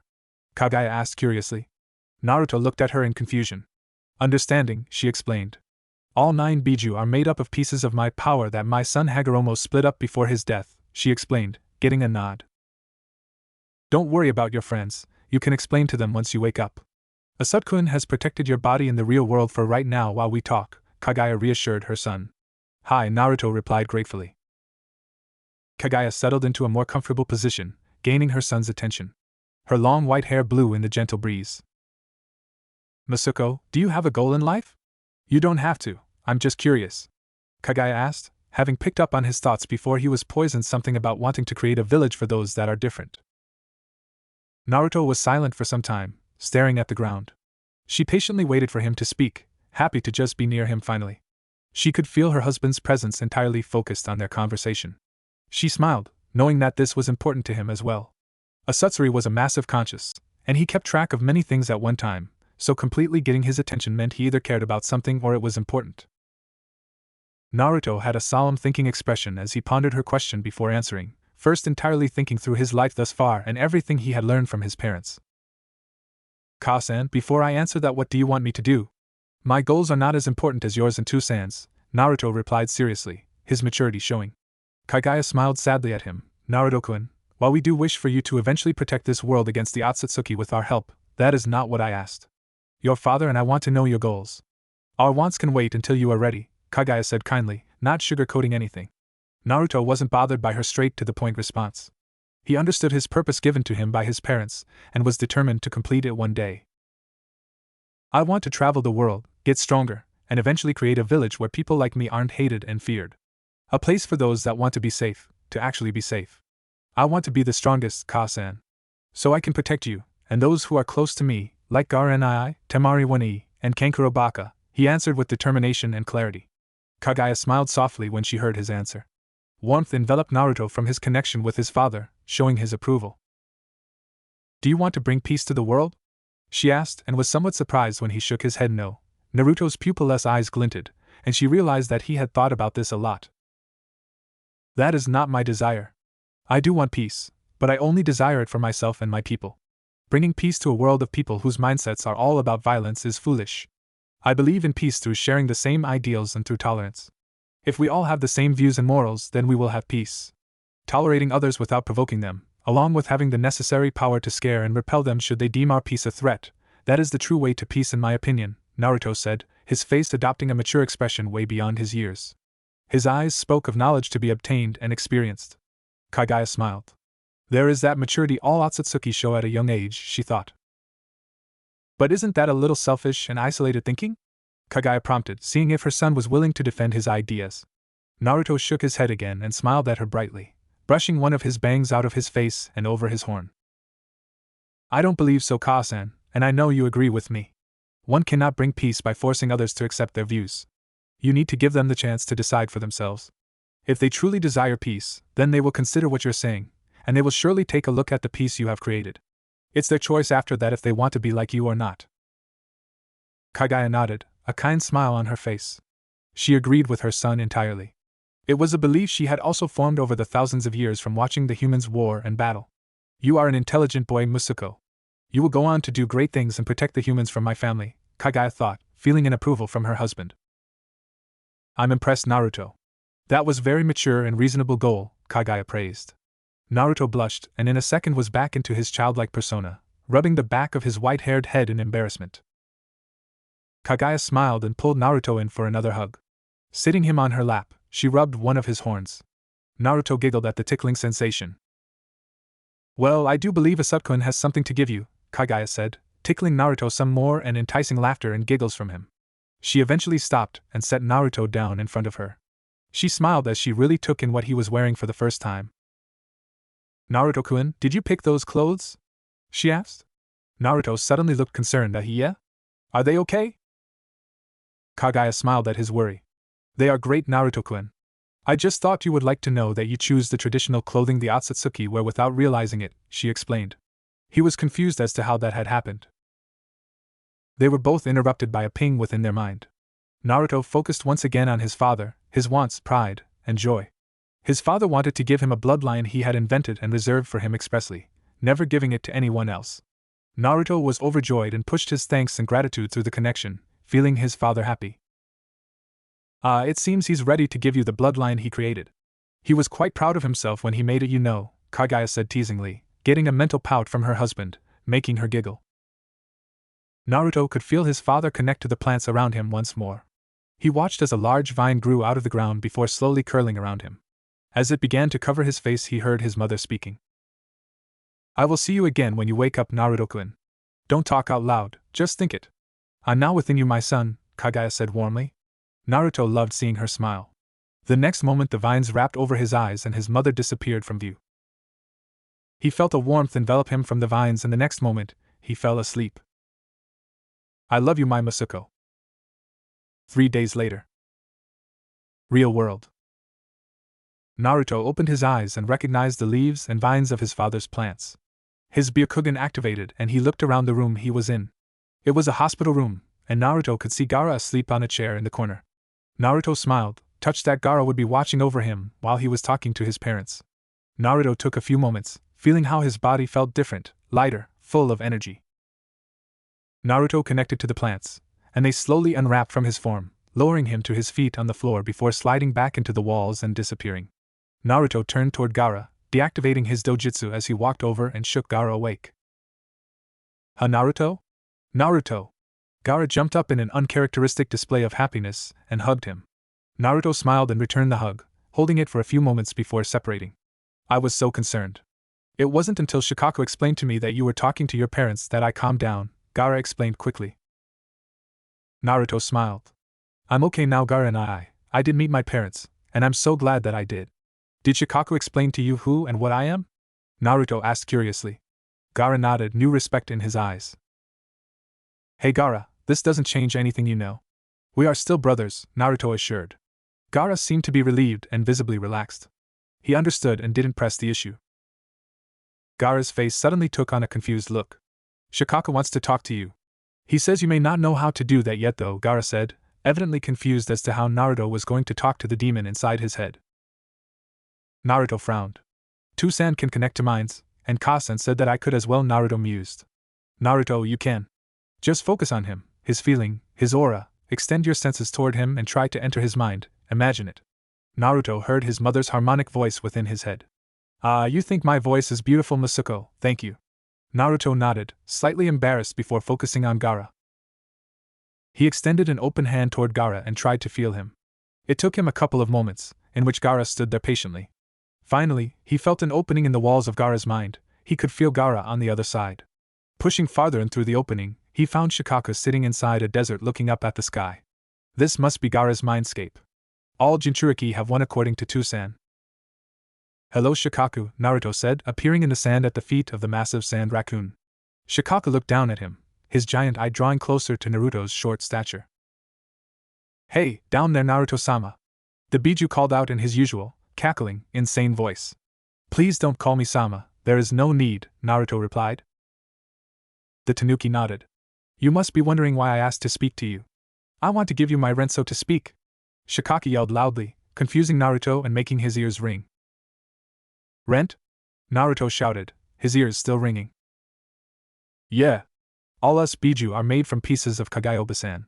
When we learned she was still alive, and Kaminoki-sama had her with him, we all began creating reserves of yokai equal to what we had to give back to her upon your arrival, the crazy raccoon dog explained, his voice near deafening. Naruto looked at the giant sand creature in confusion. Yokai is different from chakra. It's more potent, and is what my power is made up from. It's what all the 9 Biju were created from, by your brother. Kagaya's voice rang out in Naruto's mind, and he nodded. What do I need to do then? Naruto asked. No clue. I know Kagayoba-san has a way to absorb chakra. Zetsuji said not to worry about it, Shikaku replied, slightly quieter than before, which didn't really matter as he was so freaking loud. Naruto was confused as to who Zetsuji was but didn't worry about it. Naruto, let me control your body for a moment. I'm going to absorb Shikaku Mego's rent as he put it, Kagaya said and chuckled at her grandchild's antics. Naruto nodded before allowing his mother to control his body. Gaara appeared in the sand at that moment, a short way off to Naruto's left. Oh, hey Gaara, what took you so long? Naruto asked. He apparently still had control over his voice, and his mother waited until he was done. Well, I wasn't sure you had succeeded in connecting until I heard Shikaku yelling, Gaara commented dryly. Shikaku grinned. I tried to come into my mind, but it's rather difficult to do when Shikaku is shouting. But I heard everything. Naruto nodded. Okay, Kaa-san, when you are ready. Naruto turned back to the giant raccoon, feeling his mother raise his arms toward Shikaku. Shikaku grinned maniacally, and pushed all his reserves to the surface in front of him to be absorbed. Naruto felt his third eye open, and he suddenly gained another field of vision that mixed with his other two, allowing him a more significant range of natural sight. His younger Rinna Sharingan spun, and Naruto found himself emitting words that were not his own. Fujitsu-kyuin. Naruto's third eye spun faster. Gaara watched on the side in amazement as a see-through barrier formed around Naruto, drawing light brown yokai into him at a rapid pace from Shikaku. The process took only a few moments before Naruto lowered his hands, canceling the flow from Shikaku, who was panting dramatically. Gaara rolled his eyes at Shikaku's love for the dramatics. Dang, losing half of my entire yokai is no joke. Naruto gave a small bow.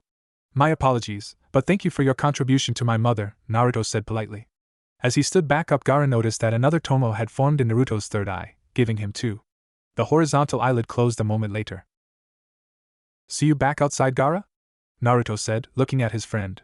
Gaara nodded, and Naruto disappeared from the seal. Regaining control of his body's senses, Naruto stepped back as Gaara's glazed eyes regained their focus.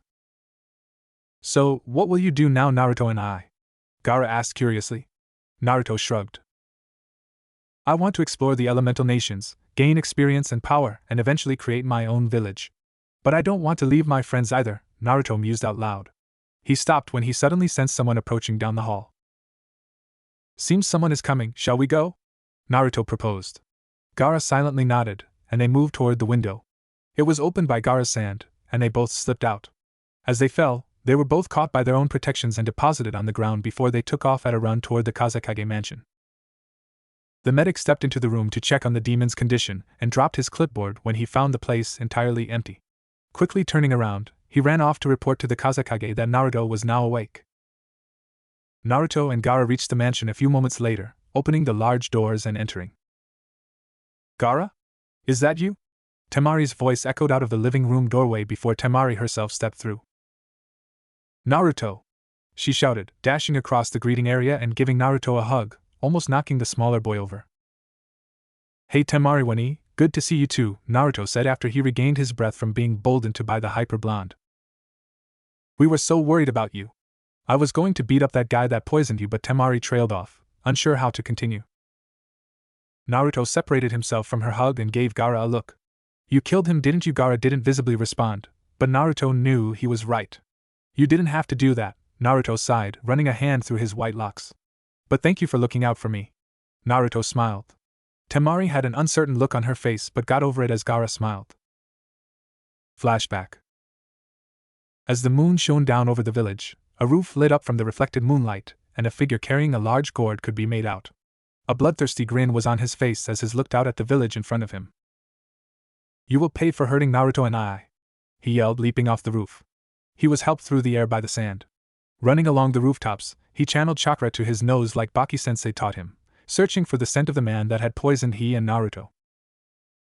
Gaara had just left the hospital, having stayed there late into the night after Naruto had been cocooned in vines.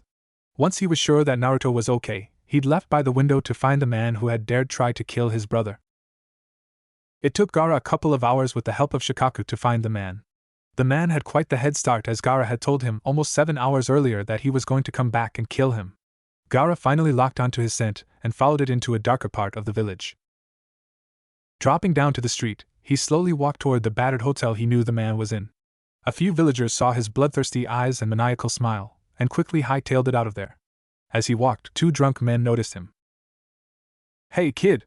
Hand us your money, and you won't get hurt," one laughed, downing more sake from a bottle and holding a blade in his other hand. Gaara ignored him, intent on his prey. The man didn't like being ignored and threw his knife at Gaara. It didn't get even close to him before being grabbed in midair by the sand. Gaara's savage green eyes turned toward the man. Looking over his shoulder, he raised his right hand toward the men, his grin becoming more and more insane. Within the seal, Shikaku tried to calm the boy down, but gave it up as a lost cause. He didn't really care if the idiots died. Morons deserved it anyway for picking a fight with Gaara. "Die!" Gaara yelled, his sand slipping quickly across the ground before wrapping around the men faster than they could react.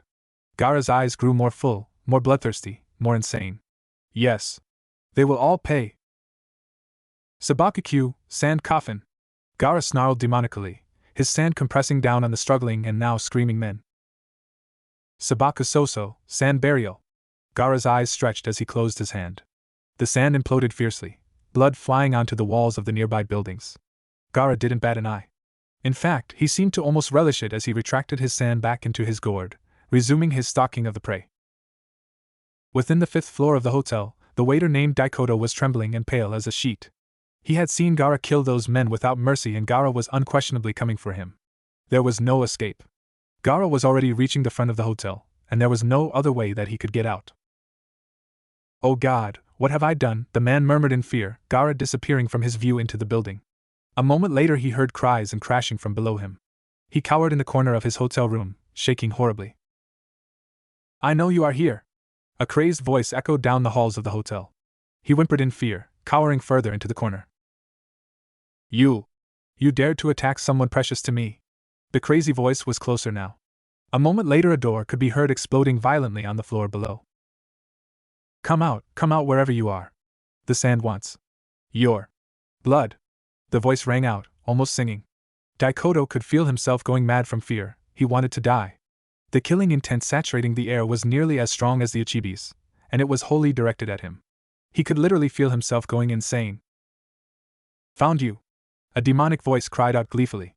The next moment his door was shattered to pieces. Standing in the hall was the bloodthirsty Gaara, staring at him with wide, bloodshot eyes. Daikoto was foaming at the mouth, pressed as far as he could against the wall. Daikoto suddenly decided to throw himself from the window, uncaring if he died or not, just wanting to escape the pressure, the killing intent weighing down on him, making him watch his own death over and over again. "You will not escape me!" Gaara cried, his sand shooting across the hotel room, covering the walls and reaching Daikoto as he attempted to get the window open frantically. He screamed as the sand wrapped around him, pulling him away from the window and back toward Gaara, who had his palm extended toward him. "Sabaku Soso, sand burial!"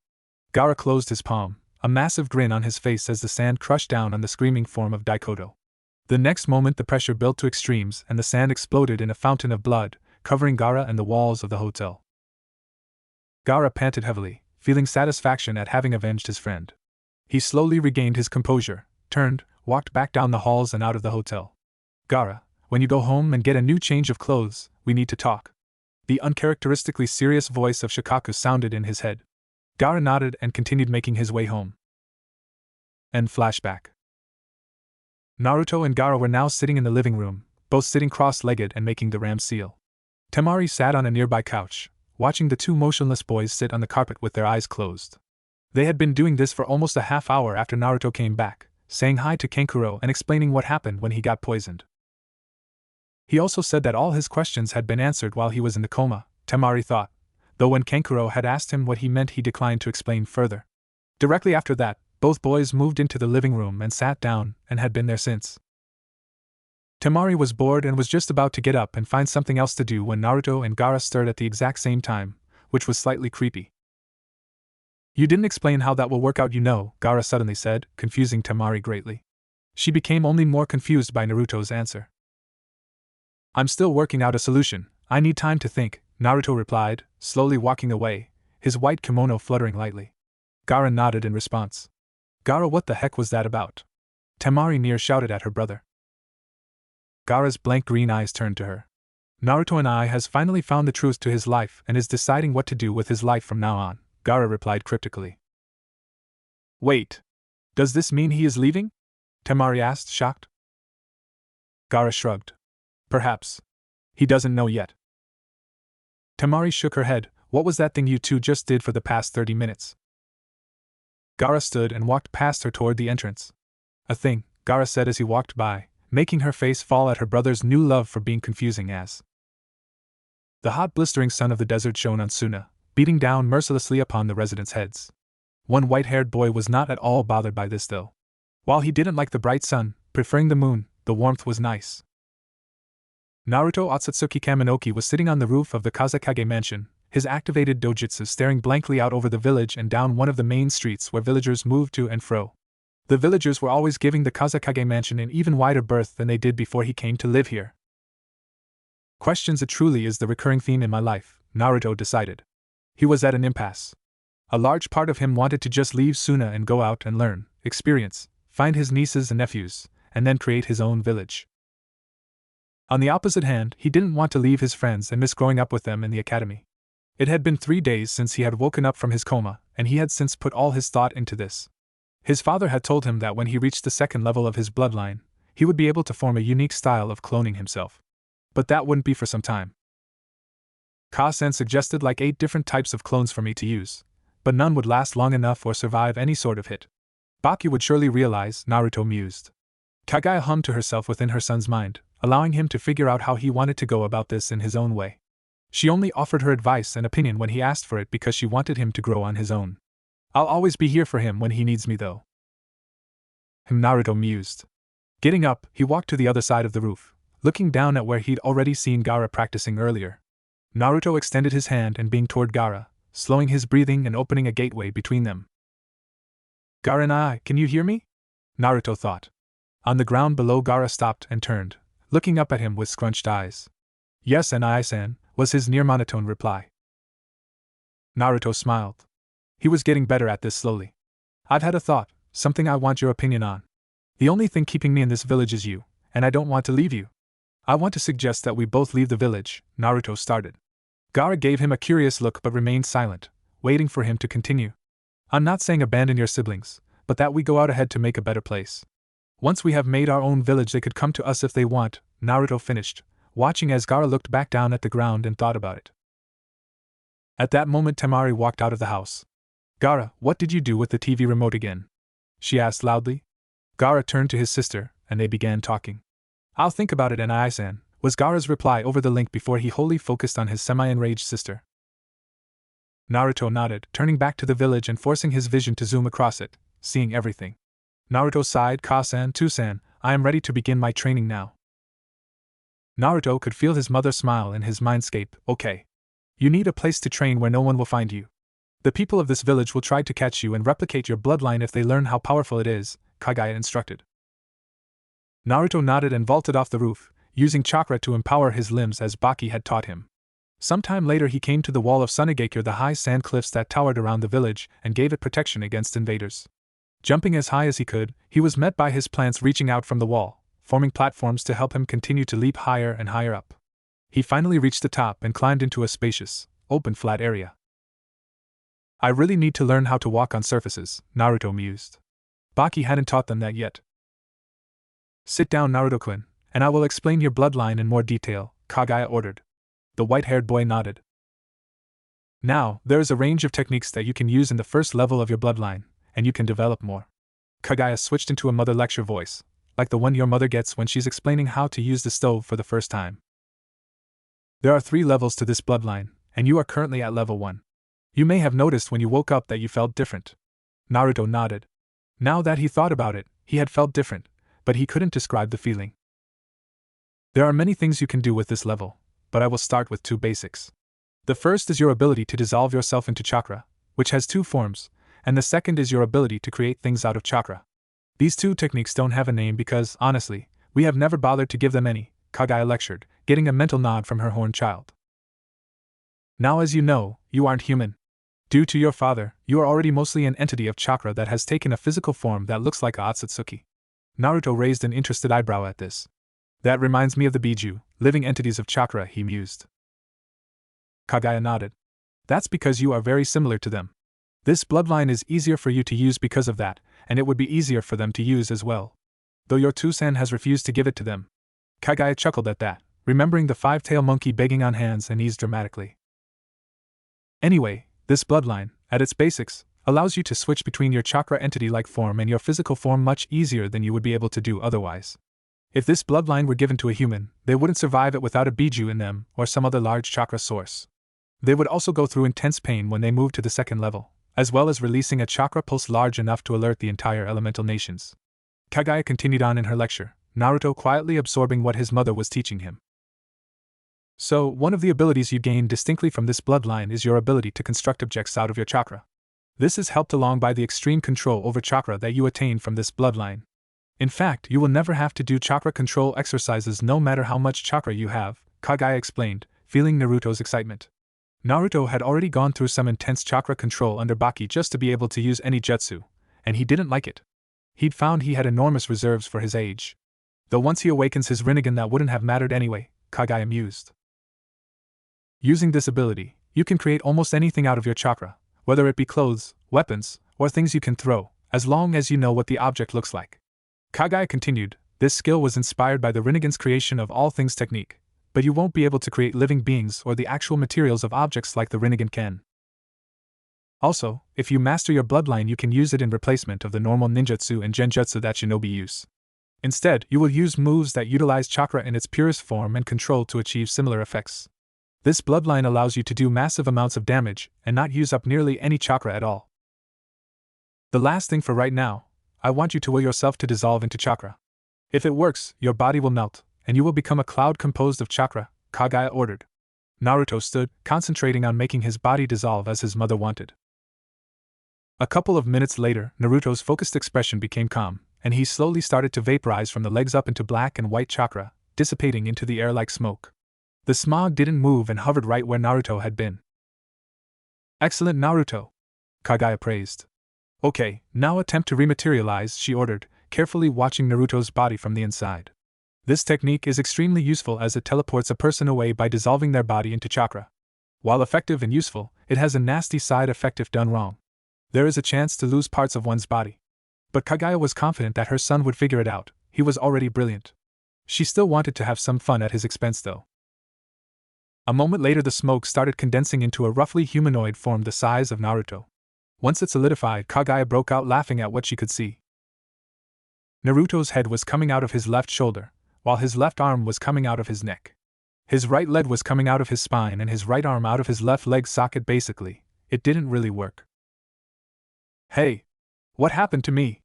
Naruto freaked out as he tried to move, which just resulted in him falling down on his face, arm, elbow. Oh, that was priceless. Ha ha. Kagaya nearly rolled around on the floor of the mindscape, just barely keeping her dignity. She was unable to contain her laughter at Naruto's expense, who was quite stuck and doing his best to send his mother a mental glare from his awkward position. It's okay, Naruto-kun, it will take a while to get this right, Kagaya chuckled. Channeling her potent yokai through Naruto's body, she took temporary control of him and dissolved his body back into smoke. A moment later he reformed correctly. Naruto breathed deeply for a couple of moments. That was so weird, but really cool. Naruto yelled excitedly. Kagaya just smiled at her son, enjoying another one of his childish outbursts. Naruto was about to try it again when Kagaya stopped him. Naruto-kun, wait on that for now. I want to teach you the other form of this ability. Naruto stopped concentrating on dissolving himself and stood straight, waiting for his mother to continue. Naruto, focus on two strands. These two strands rotate around each other over and over again. Feel the motion and allow your feeling to flow. This is the secret to the bloodline. Your father invented it, so it's mostly used by feelings. You will get better at the first form once you understand this, Kagaya lectured, getting a nod from her pale-eyed, horned son. Naruto relaxed his body, closing his pale eyes as he imagined two strands rotating around each other. He felt like he was falling for a moment. Opening his eyes, he found his vision to be like his Byakugan, though it wasn't activated. He could see 360 degrees around himself. Looking inward, he discovered his body missing, and instead there were two strands of black and white chakra rotating around each other, like a dual helix. This is so cool! Naruto exclaimed. Kagaya laughed. Now, feel and want to go to the top of the Kazekage mansion. Naruto did so, and he was amazed to find himself flying through the air at high speeds, the two strands rotating around each other faster as he flew through the air. He reached the top of the mansion a moment later, and settled on its surface, his body reforming between the two strands before they were fully absorbed into him. Naruto abruptly felt extreme exhaustion, his body not used to switching between pure chakra and a physical form. Naruto stumbled across the roof a couple of steps before regaining his control. Are you okay, Naruto-kun? Kagaya asked worriedly. Naruto nodded. I'm fine, Ka-san, that was just really tiring and strange. While he felt right being a pure chakra construct, he wasn't used to it. That's good, Naruto-kun. You may want to know that you left your clothes on top of the wall though, Kagaya said teasingly. Naruto froze and glanced down for the first time, realizing that he had, in fact, not brought his clothes with him when he traveled to the top of the mansion. Naruto's face burned red in embarrassment, and he attempted to cover himself. Ha ha! Naruto could hear his mother's laughter in his mind. She almost sounded like she was crying. Naruto was trying to figure out how to get off the roof and into his room to get another set of clothes. Haha, that was so funny! Kagaya giggled at her son's expense. Oh, okay, Naruto, don't worry about it. You know how I said you can form things out of your chakra? Naruto nodded, realizing what she was saying. Naruto needed no guidance, his embarrassment and need for clothes transmitting with his chakra very clearly. In under 5 seconds, his old kimono and sash formed around him, covering his dignity before it could be destroyed. Naruto breathed deeply, then froze again as a new thought hit him. My clothes fell off the first time I tried to dissolve into chakra, didn't they? Naruto questioned suspiciously. Yep, was Kagaya's laughing and giggling reply. Mother! Naruto huffed, only getting more laughter. Naruto shook his head and decided to try the smoke technique again. Concentrating and ignoring his mother's slowing giggles, he dissolved into black and white smoke. He then moved swiftly through the air to his window and seeped through the crack beneath it. Once entirely inside, he formed with clothes on, this time inside his room, collapsing down on the bed in exhaustion. Naruto took a few moments to get himself under control. Ka-san, what else will I be learning? I want to make sure to know shinobi skills as well, Naruto asked. Ah well, you see, Naruto raised an eyebrow, confused. Naruto was sure his mother sounded distinctly embarrassed. Before Naruto could piece it together, he felt his father connect to his mind and knowledge pass through. You don't actually have any shinobi training, ha ha ha. Naruto laughed, enjoying having something over his mother as revenge for the prank with his clothes. Kagaya moped, her red lips curling cutely. Naruto was sent a mental image of her face by his father, which only made him laugh harder. He could feel his father's equivalent to laughter through the link as well. Stop it! Kagaya shouted playfully, pretending to pout. Naruto's laughter decreased, and he regained his usual calm. My apologies, mother, that was just too funny. You're the creator of all chakra on Earth, and watched humans since they gained it, and you don't actually know any of their training, Naruto teased. Kagaya pouted harder. It's not my fault, it wasn't important. I never needed to know ninjutsu, and ninshu isn't a fighting art. Besides, I'll know after I regain all my chakra from the biju, and with it their memories. Kagaya defended. Naruto just chuckled before letting the matter drop. So essentially I'm going to need a sensei to teach me basics? Naruto asked. He received a pouty nod from his mother, who was still worked up over his teasing. Mother, know that you not being able to train me doesn't matter to me. I'm overjoyed to simply have you and Tusen be a part of my life and be someone to love and talk to. Naruto said kindly, channeling his love and appreciation through the mind link to both parents. Ah, thank you, Naruto-kun. We love you too, Kagaya replied warmly. Love and protectiveness flowed from the link of his father as well. Konoha. Nakata awoke with a start, not knowing where he was. He moved around and knocked the box over, falling out with a splash and rolling across the muddy alleyway before coming to a stop. It was raining. Of course it is, Nakata thought as he pushed himself to his feet and rubbed his shoulders, trying to bring some warmth into his frail body. Nakata shook his head to get the mud out of his hair as he walked down the alleyway. As he walked, he saw his reflection in a puddle. He had spiky red hair and violet eyes. On both sides of his face were 3 whisker marks. He was wearing tattered rags that were already soaked from the rain, and while he looked mostly healthy, One could tell he didn't get food very often.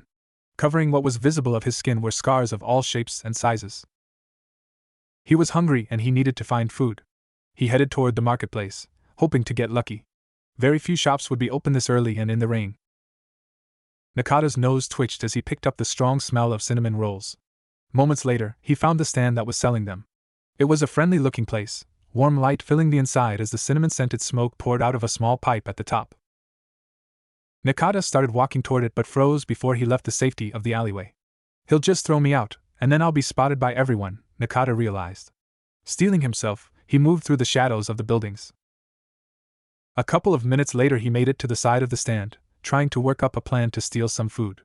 He suddenly tensed as a lady with red eyes, black hair and a gray raincoat came up to the stand. "Hey, can I get 5 cinnamon rolls to go?" the lady asked. Nakata couldn't see the owner's response, but he guessed that he nodded. Nakata knew that he needed to take advantage of the man's distraction to snatch some food. Slowly, he crawled backward and out of the sight of the red-eyed lady. For a moment he thought she'd spotted him, but she turned her attention elsewhere. A man with a cigarette in his mouth had just walked up to her, and they started talking. Nakata ignored their conversation as it didn't matter to him what they were saying. He slipped inside the back of the stall and crawled under the tables, spying the fresh cinnamon rolls on a tray. The owner was walking back to the front counter to hand the lady her order. "Now," Nakata thought. Darting out from under the counter he grabbed 2 rolls, but the lady with the red eyes spotted him. Sir?" she said to the baker while pointing at Nakata. Turning as quickly as he could, Nakata rushed out of the stall. But the owner turned just fast enough to see him running and recognize his whiskers. "It's the demon brat," the owner roared, seizing a slicing knife off his counter and taking off after the demon. The lady's eyes hardened, and she started to run around the side of the building. The cigarette man beside her also took up pursuit of the boy. Both of their eyes hardened with hatred for the demon thief. Nakata shot down the street, just finishing stuffing the second roll down his throat. He looked over his shoulder to see the shop owner in hot pursuit, yelling at nearby villagers to help him catch the demon.